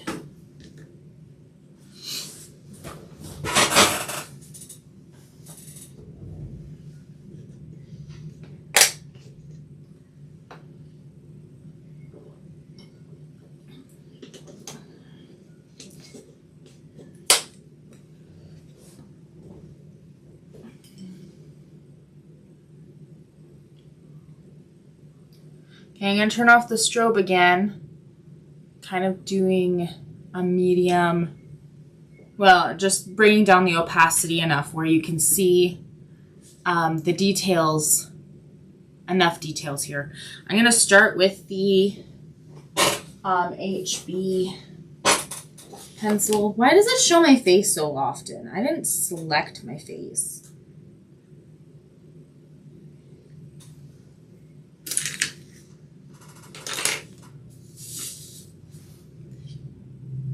Okay, so I'm using the HB pencil, trying to find the direction of the hairs of the eyebrows. So like the center of the eyebrows, like towards the nose, they go towards the nose. They're usually about the same for everyone, unless if they like to sculpt their eyebrows a little differently with like some eyebrow wax or whatever. But so they go from towards the nose on the center, and then they go up and down for the middle part. Like the, yeah, I don't know if I'm making any sense. I am trying to make sense, but I don't make sense to myself sometimes.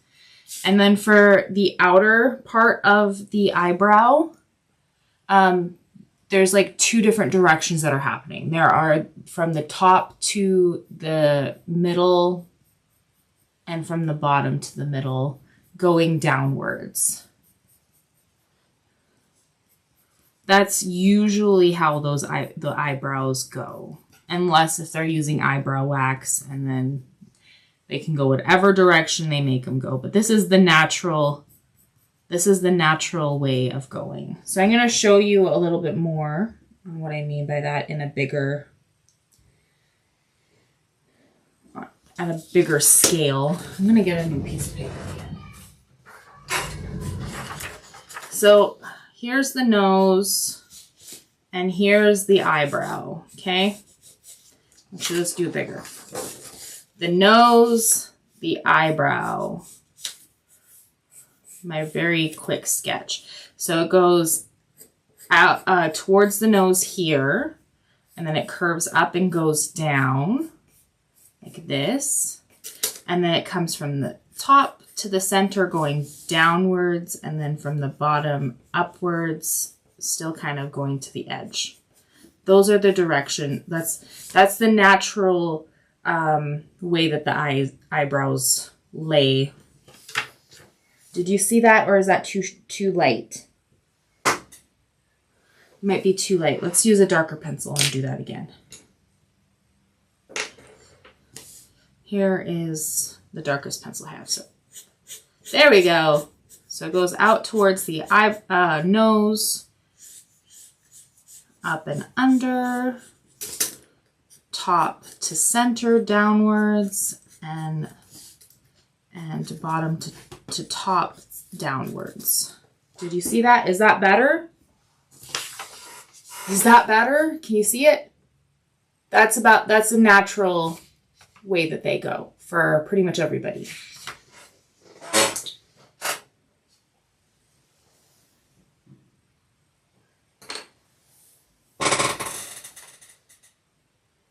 You like my face? Oh, thank you.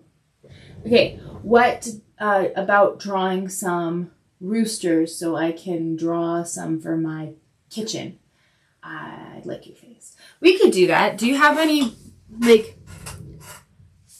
do Do you have any of your own photographs to go by, or do I have to go look for something on Unsplash? Because I need to use something that is not copyrighted. Unsplash is non-copyrighted.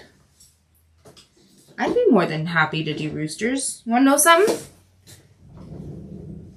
I'm from the year of the rooster. I used to be an early bird, but I'm not so much anymore. What am I looking for? I'm distracted. You're distracting me. I blame you for distraction.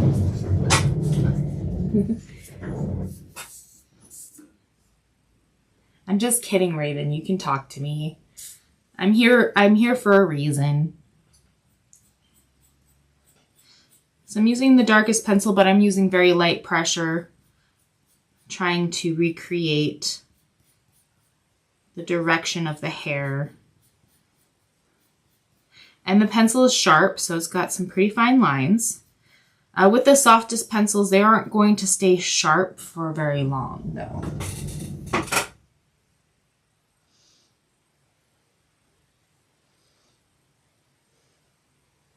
Not yet what? I'm sorry. I know that you are a really good teacher. To be honest with you, I have imposter syndrome. I really do. I have a pretty bad case of imposter syndrome.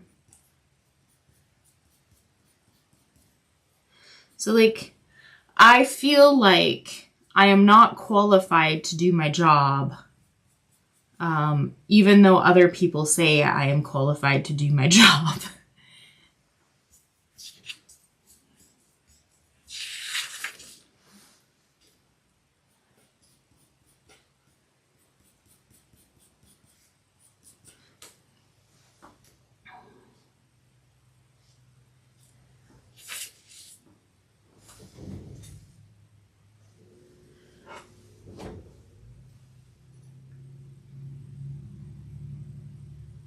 And we're going to go back to strobe so we can see the differences between the drawings here.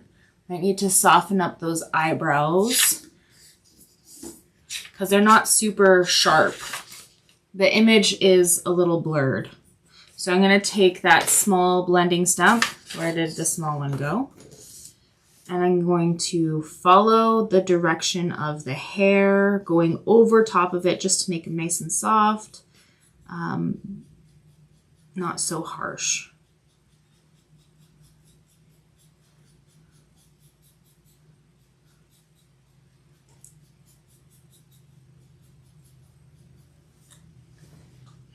And is it too dark? They're too thin.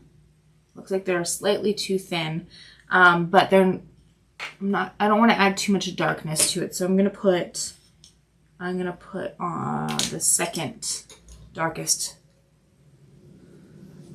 pencil on that, and then try to fill that eyebrow in a little bit because it is slightly too thin according to this reference image.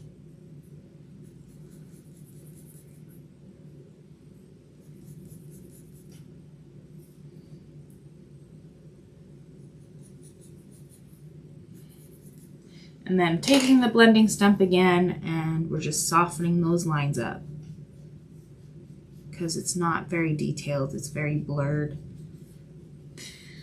We can take the mono eraser, pick up a few little bits here and there, just to kind of show that there is some space between the eyebrow hairs.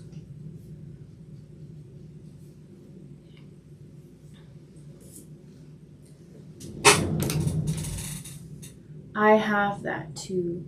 Imposter syndrome.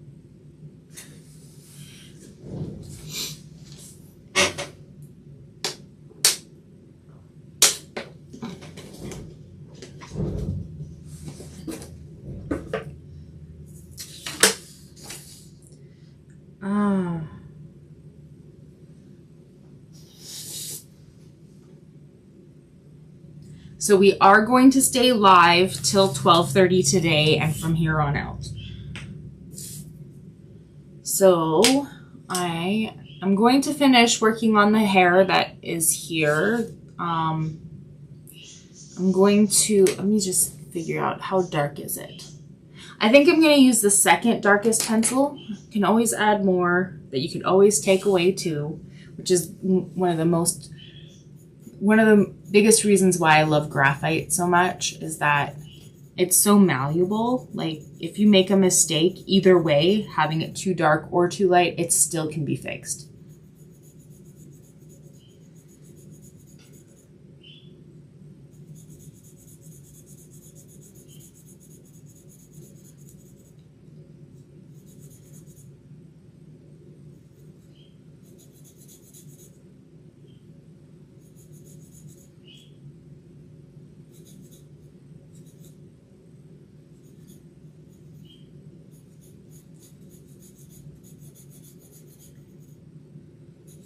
I just want to finish that hairline before I move on to the skin. The skin is the easiest part. It's the hair, the eyebrows, the eyes, the mouth. Those, to me, are the hardest parts of drawing portraits.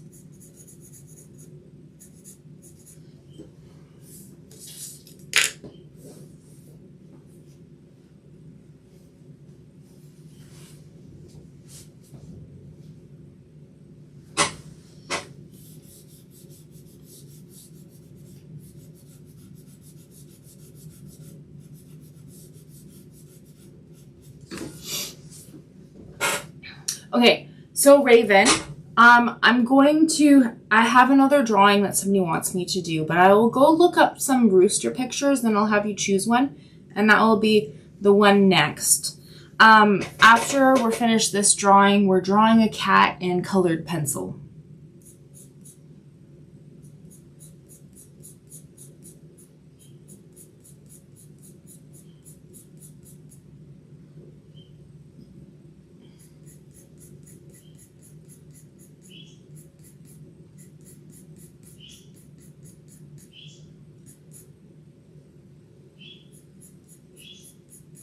I better figure out where that order came from so I can communicate with them about that.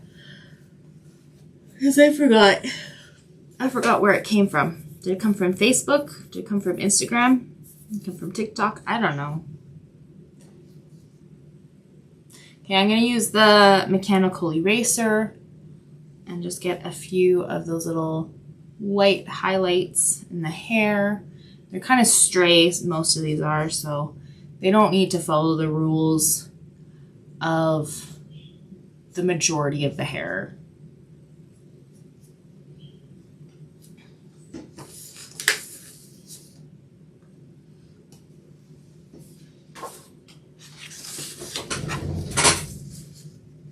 Cat is cool.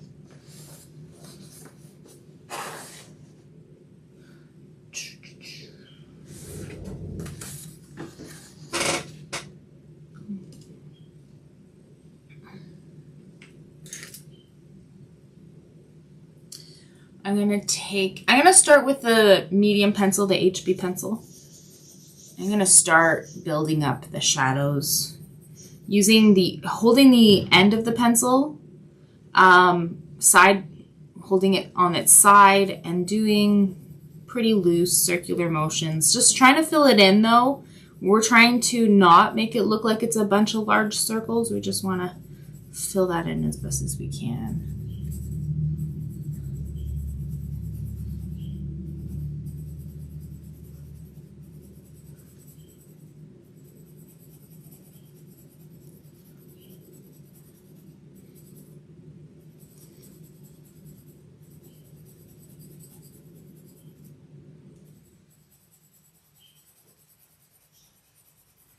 Okay, it's not dark enough. We figured that out. We are going to use the 6B. I'm going to use the 6B. And I think that is matching the shade of what we already have on the upper part of the forehead. So let's continue using this pressure, which is soft pressure. We're holding it at the end of the pencil because that helps prevent you from actually putting too much pressure on it. And it also helps you draw from the side of the pencil instead of the tip of the pencil. The side of the pencil helps fill in bigger spaces.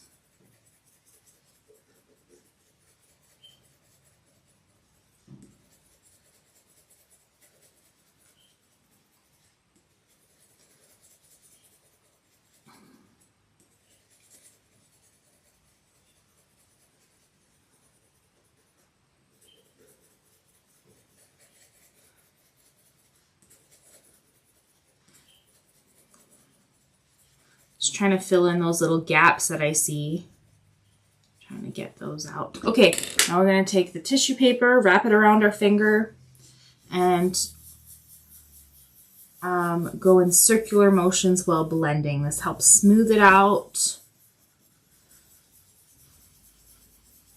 You want to try to get it as smooth as possible to the point where you can't really see the pencil strokes. Sometimes it takes more than one layer to be able to create the illusion that you can't see the pencil strokes. Okay, so it's still not dark enough. You can obviously see a distinct line from really from the shadowing we did before. We're gonna try to blend that in and make it so you can't see that, but you see that, right? You see that really dark, the difference between the upper part and the lower part. That is one of the tricky things about using the Da Vinci Eye for this, is just trying to prevent that kind of stuff from happening. I am still using the second darkest pencil, circular motions. I am adding a little bit more pressure than I was before, but I'm still holding the pencil at the end, using the side of the pencil.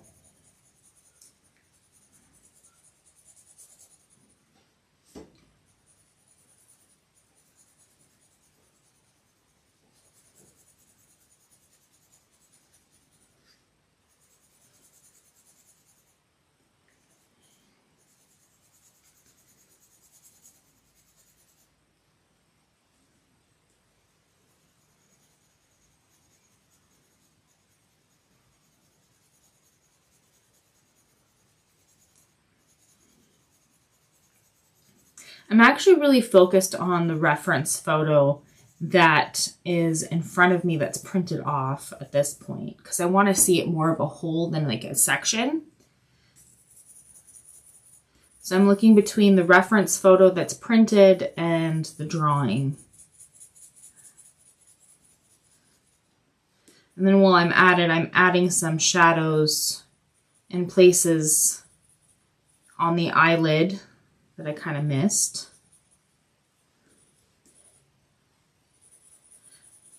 And I'm looking for the subtle differences of the shades. So like it's really dark up here, and then it's light just on the other side of the eyebrow and the cheekbone.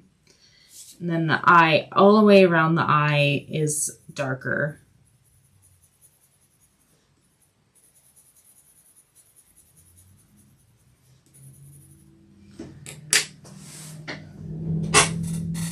Yes, cat's cool.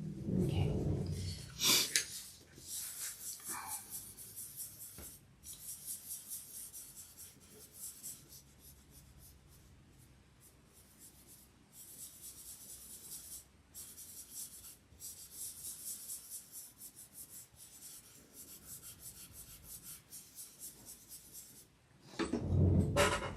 You didn't like the live yet, Raven. Come on, you need to like the live. Or is there a like? Is there a like? I don't know. Is there? I can't see it anymore.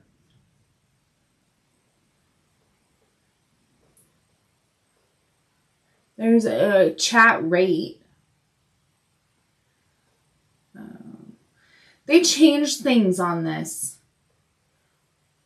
Are you using a 2B pencil? No, I have a I have 2H, HB, 6B, and 14B.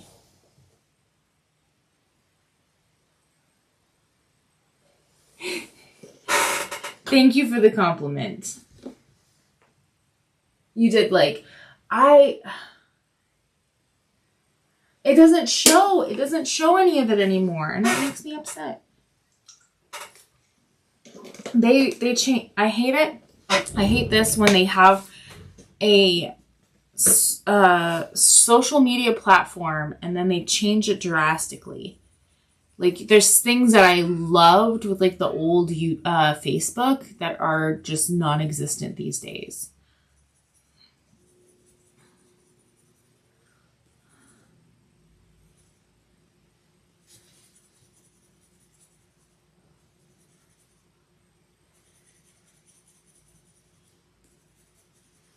Another thing that bothered me with change is the way that Subway is set up now. Like, the actual sandwich making lineup is the same, but their menu is set up really weird. So they want me to say a totally different name or the number of the sandwich I want. But I'm just like, rather just say what I like. I don't know. They changed it and it really bothers me.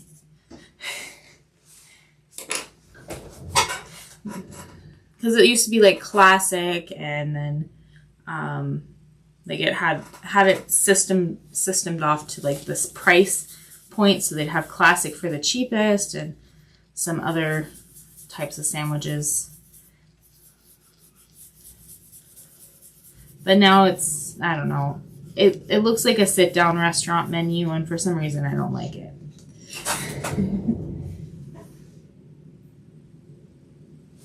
You are so great with skin. I did like, yeah, change is hard. I will always order it like I used to before they change things.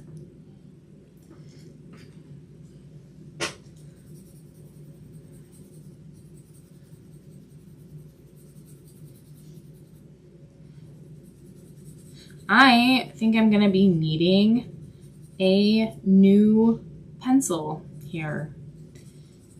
That's one thing I should do, is when I'm done doing a portrait and if I have got a pencil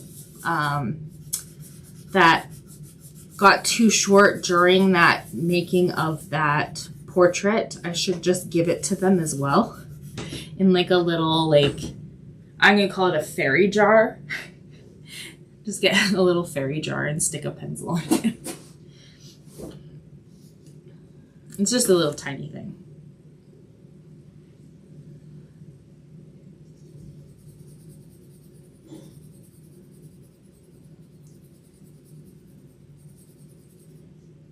Okay. Instead of holding it, once you start getting the hang of drawing and stuff, you do start to notice little things like how you're holding the pencil. So like, for these longer pencils, I hold it like this, like how I would write, but at the very end. And then for the shorter pencils, I kind of hold it from the top instead of from the bottom. Just move that ever so slightly. I don't know, did you see that? Just so that I can get the same angle. Because when I hold it from the bottom, it points down too much.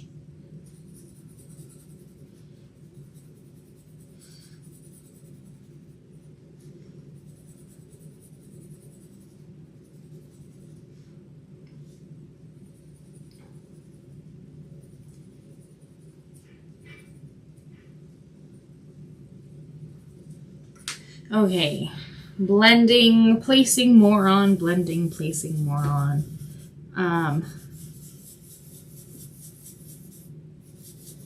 So we'll just, yeah.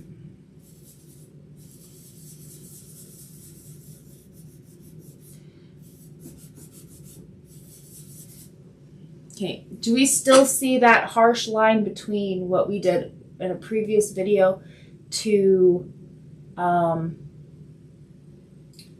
what we did just now? Is there a very obvious change? I think it pretty much fixed itself. Well, obviously it didn't fix itself. We fixed it. Did I lock the door? I don't know if I did. I think there might be a little critter coming in. I hear you.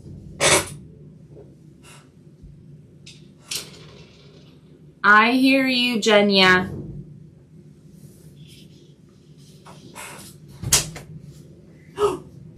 Peekaboo! One sock on and one sock off? What are you doing in here? Are you a guest? I don't need a pen. I'm not drawing a pen. You want to say hi? You want to say hi? Say hi. Hi. Where are you? Can we get you in the... Say hi. They're right in there. You seeing yourself on the camera. Okay. Say bye. Say bye. Bye-bye. You look like you had macaroni and cheese. Yeah. Okay. Cheese. Macaroni and cheese. Okay. Right there. What are you doing? Right. Jenya. What are you doing? Do you want some stuff to draw? Okay. I'll give you a few pencils, but you gotta get out of here, okay? Yep. Yes. Here's some pencils. More these And here is some paper. These two. Yeah, you're welcome. Oh, pick it up. And go take it to your table in the living room. There you go. Grab these ones too. Oh. Okay, I'm throwing them out the door.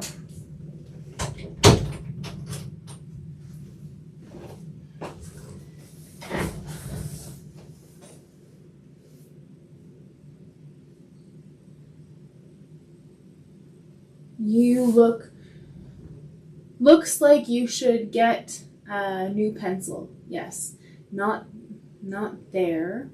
Being called mom. Hi, so cute.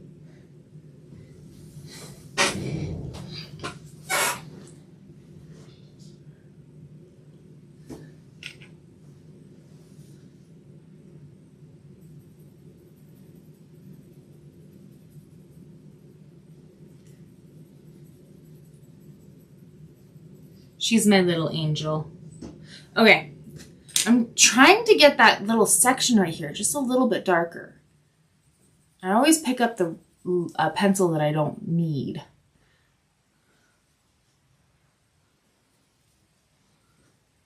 Do you think we'll be able to get this done next week? Because I really hope we can go and move on to the next, and I can let the person who requested something tell them that theirs is next if they're still interested.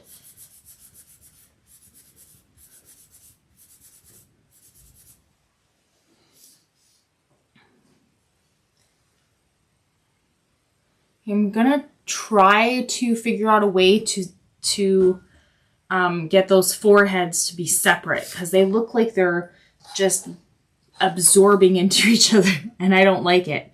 And I know that's what it looks like in the reference photo, but yeah, I really want to fix that. I'm kind of blending some. I'm blending it so I can get some of the gray, the graphite in the whiter areas, so it's just ever so slightly darker than white. This way I can create a line that's very faint to define between the foreheads.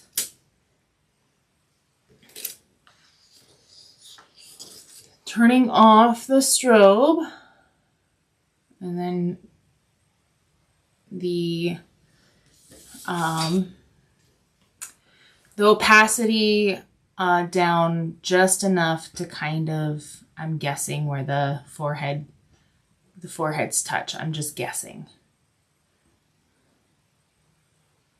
So I'm gonna trace it So did you see, let me see. I don't know if I see anything. Oh. Okay, so you see how that when I blended it out, it was just very light gray. And now that I'm going over with the mono eraser, you can definitely see the white, even though it's not that much darker. You see that?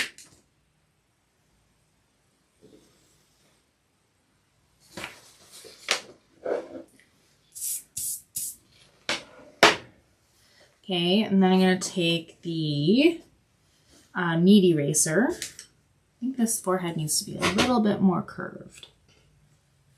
A little bit more curved. The knead eraser, and then I'm going to kind of dab around the edges of that highlight going towards the little girl. We don't want to lose the sharp line between her forehead and her mom's forehead, but we do want to blend it into the little girl's forehead.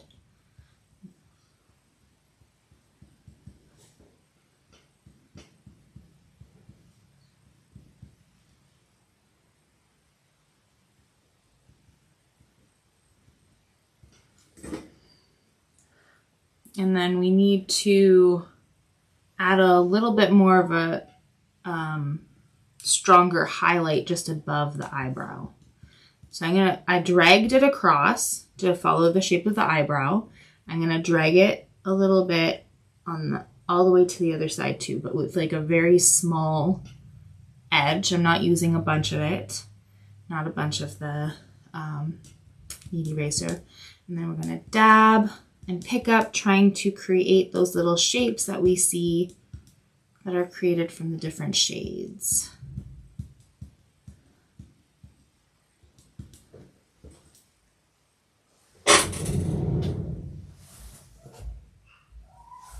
LOL, that was sweet. You are very good at, and very, right. You are very good and very slow. Her mom is just a little darker, right? Yes. Her mom, like, they're actually the same skin tone. They are. It's just the way that the light's hitting them. Because if you take a look, no, they're the same. They're the same. It's just, I'm thinking. So you don't see a line between these two. It's very blurred because like that little highlight's on her and the other half of that highlight's on her. But when you can see the separation when the dark shadow of her mom hits the light highlight of her nose. Same here. But they are the same shade. Like if I were to cover this up, like the center, you can see that they're the same shade. So, I don't know. You see that? It's not that much different from each other. But it's just all I have to work with to separate the two is just where this light hits them and stuff. But I don't want them to look like they're blending into each other. I really don't. So I'm making up stuff as I go. And that's the fun part of being an artist, is you get to try to figure out how to create it to make it look like they're not the same.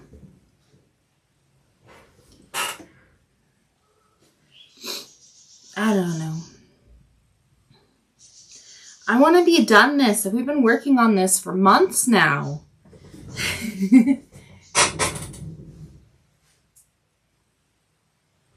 Yes. So how do you fix it? How do I fix it? So what I did is I made that whole entire area a very light gray by just kind of blending it using the graphite that's around the area, blending it in. And then I just kind of put a very light layer of gray. And then I used the mechanical eraser to kind of, I'm guessing where her forehead is. I was guessing and made a light line where I think the forehead is. And then I softened it out on the daughter side because it's a bit brighter on the daughter side than it is the mother side, but there is a little bit of an overlap. Or not an overlap, but a little bit of a highlight on the mom's face too that matches the color. It's just, yeah. Okay, I think I might have made her forehead a little bit too rounded. I'm going to take a blending stump here, kind of try to fix that. I think that's better. That was a very risky move I just did there. Very risky. Because it's such a ever so slightly darker. Oh.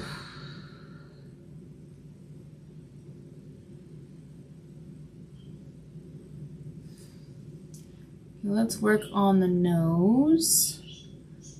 I'm gonna leave the strobe off.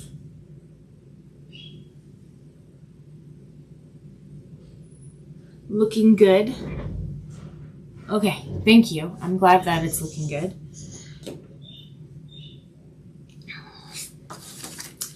So, oh, darn it. Okay, nothing happened. Okay, so I'm gonna trace the top part of the nostril on the inner part where it's dark. Just really making sure it's in the dark areas, not on top, like above it.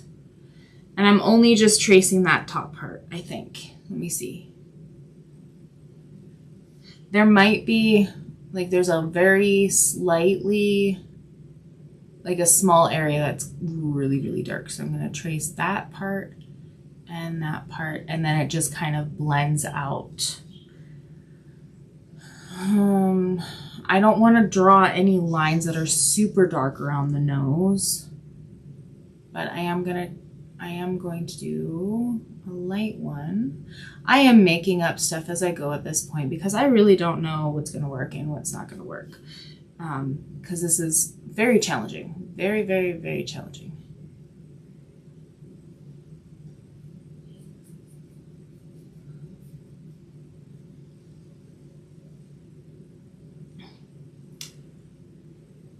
And then for like the line of the nose right here, I'm going to actually use a blending stump that has graphite on it so that it's nice and soft.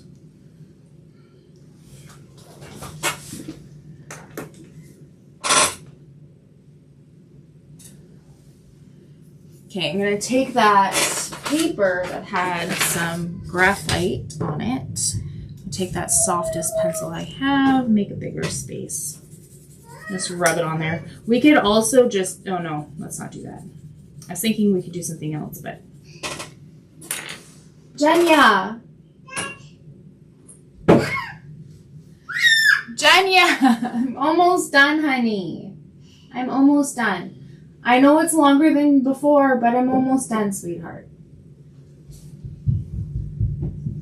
So I'm taking the bigger blending stump and I'm getting that graphite. See how it's like clean?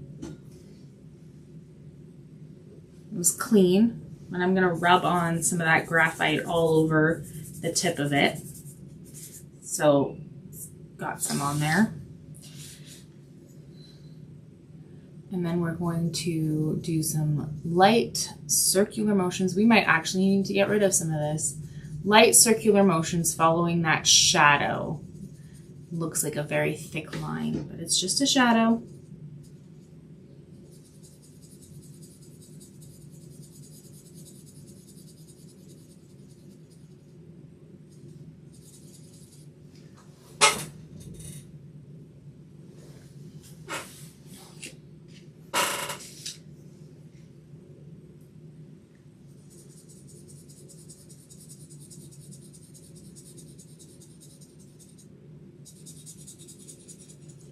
I just want it nice and soft. I don't need a whole bunch of graphite on this part. I really don't. And then we could also do the shadows on the nose, the bottom of the nose. Still using the blending stump that has a little bit of graphite on it already.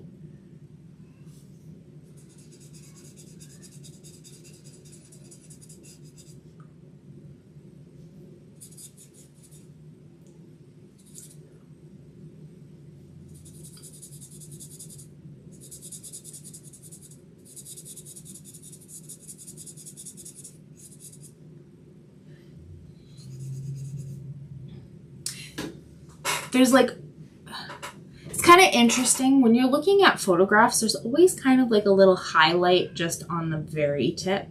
It's like a line of white just on the bottom and also on I'm going to show you. I'm just going to show you. Okay.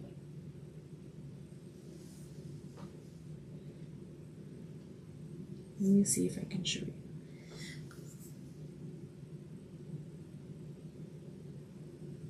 Like the tiniest little details make the biggest difference. So there's a highlight right here. And then there's a highlight right just above the nostril too. And then there's like a highlight going all the way down. But it's, to me, it's kind of interesting because the light's coming from above them, but yet there's still a highlight underneath the nose. What it is actually reflected light, but still it's kind of interesting. I think it's interesting.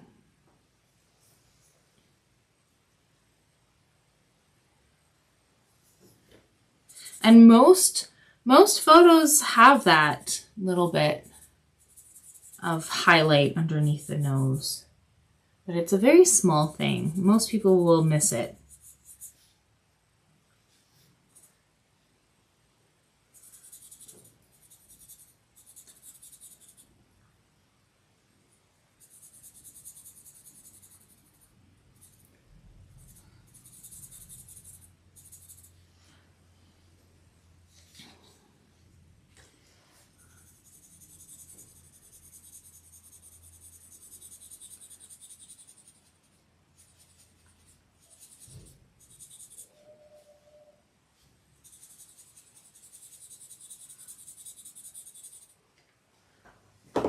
Okay, that is great how you use different tools to get what you want.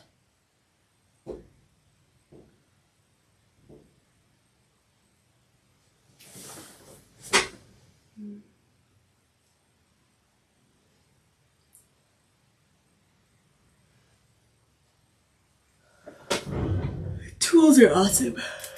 Ugh. And there's many different ways to do it, right? Many different ways. I'm just showing you how I would do it. Sometimes I change up my method up a little bit too, but it still has like a similar results most of the time.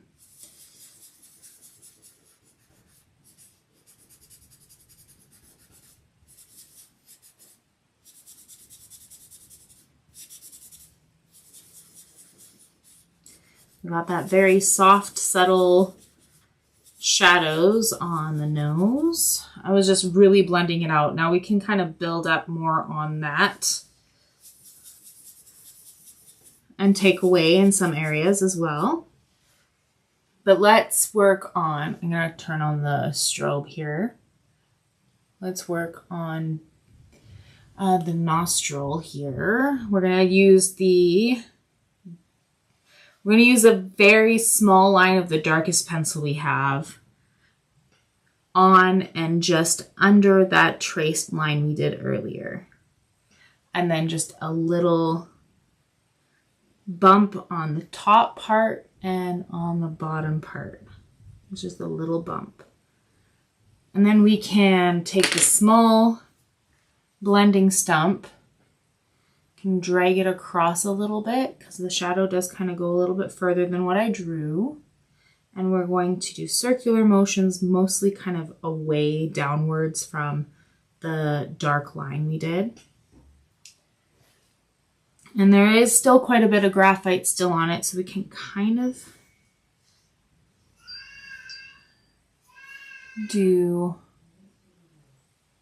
like pull it down all the way to the bottom, that shadow, all the way down. Okay, that doesn't feel like it was an extra half hour. It really doesn't. But anyways,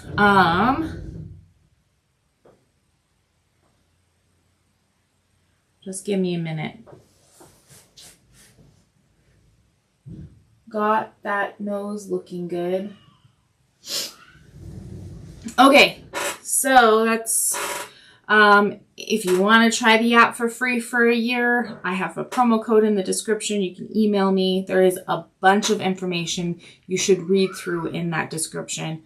Like I'm now doing slideshows of people's artwork that was created with the help of the Vinci Eye App. So if you want to be part of that, do requests for future videos. Now I have 2 right now, and it's a first come, first serve situation. And join our Facebook group because there's going to be yearly competitions and challenges for cash prizes. And yeah, you guys have a wonderful day. I always appreciate you, Raven. Even if it's just you all the time, I will continue doing this until you get bored of me. Okay, see ya.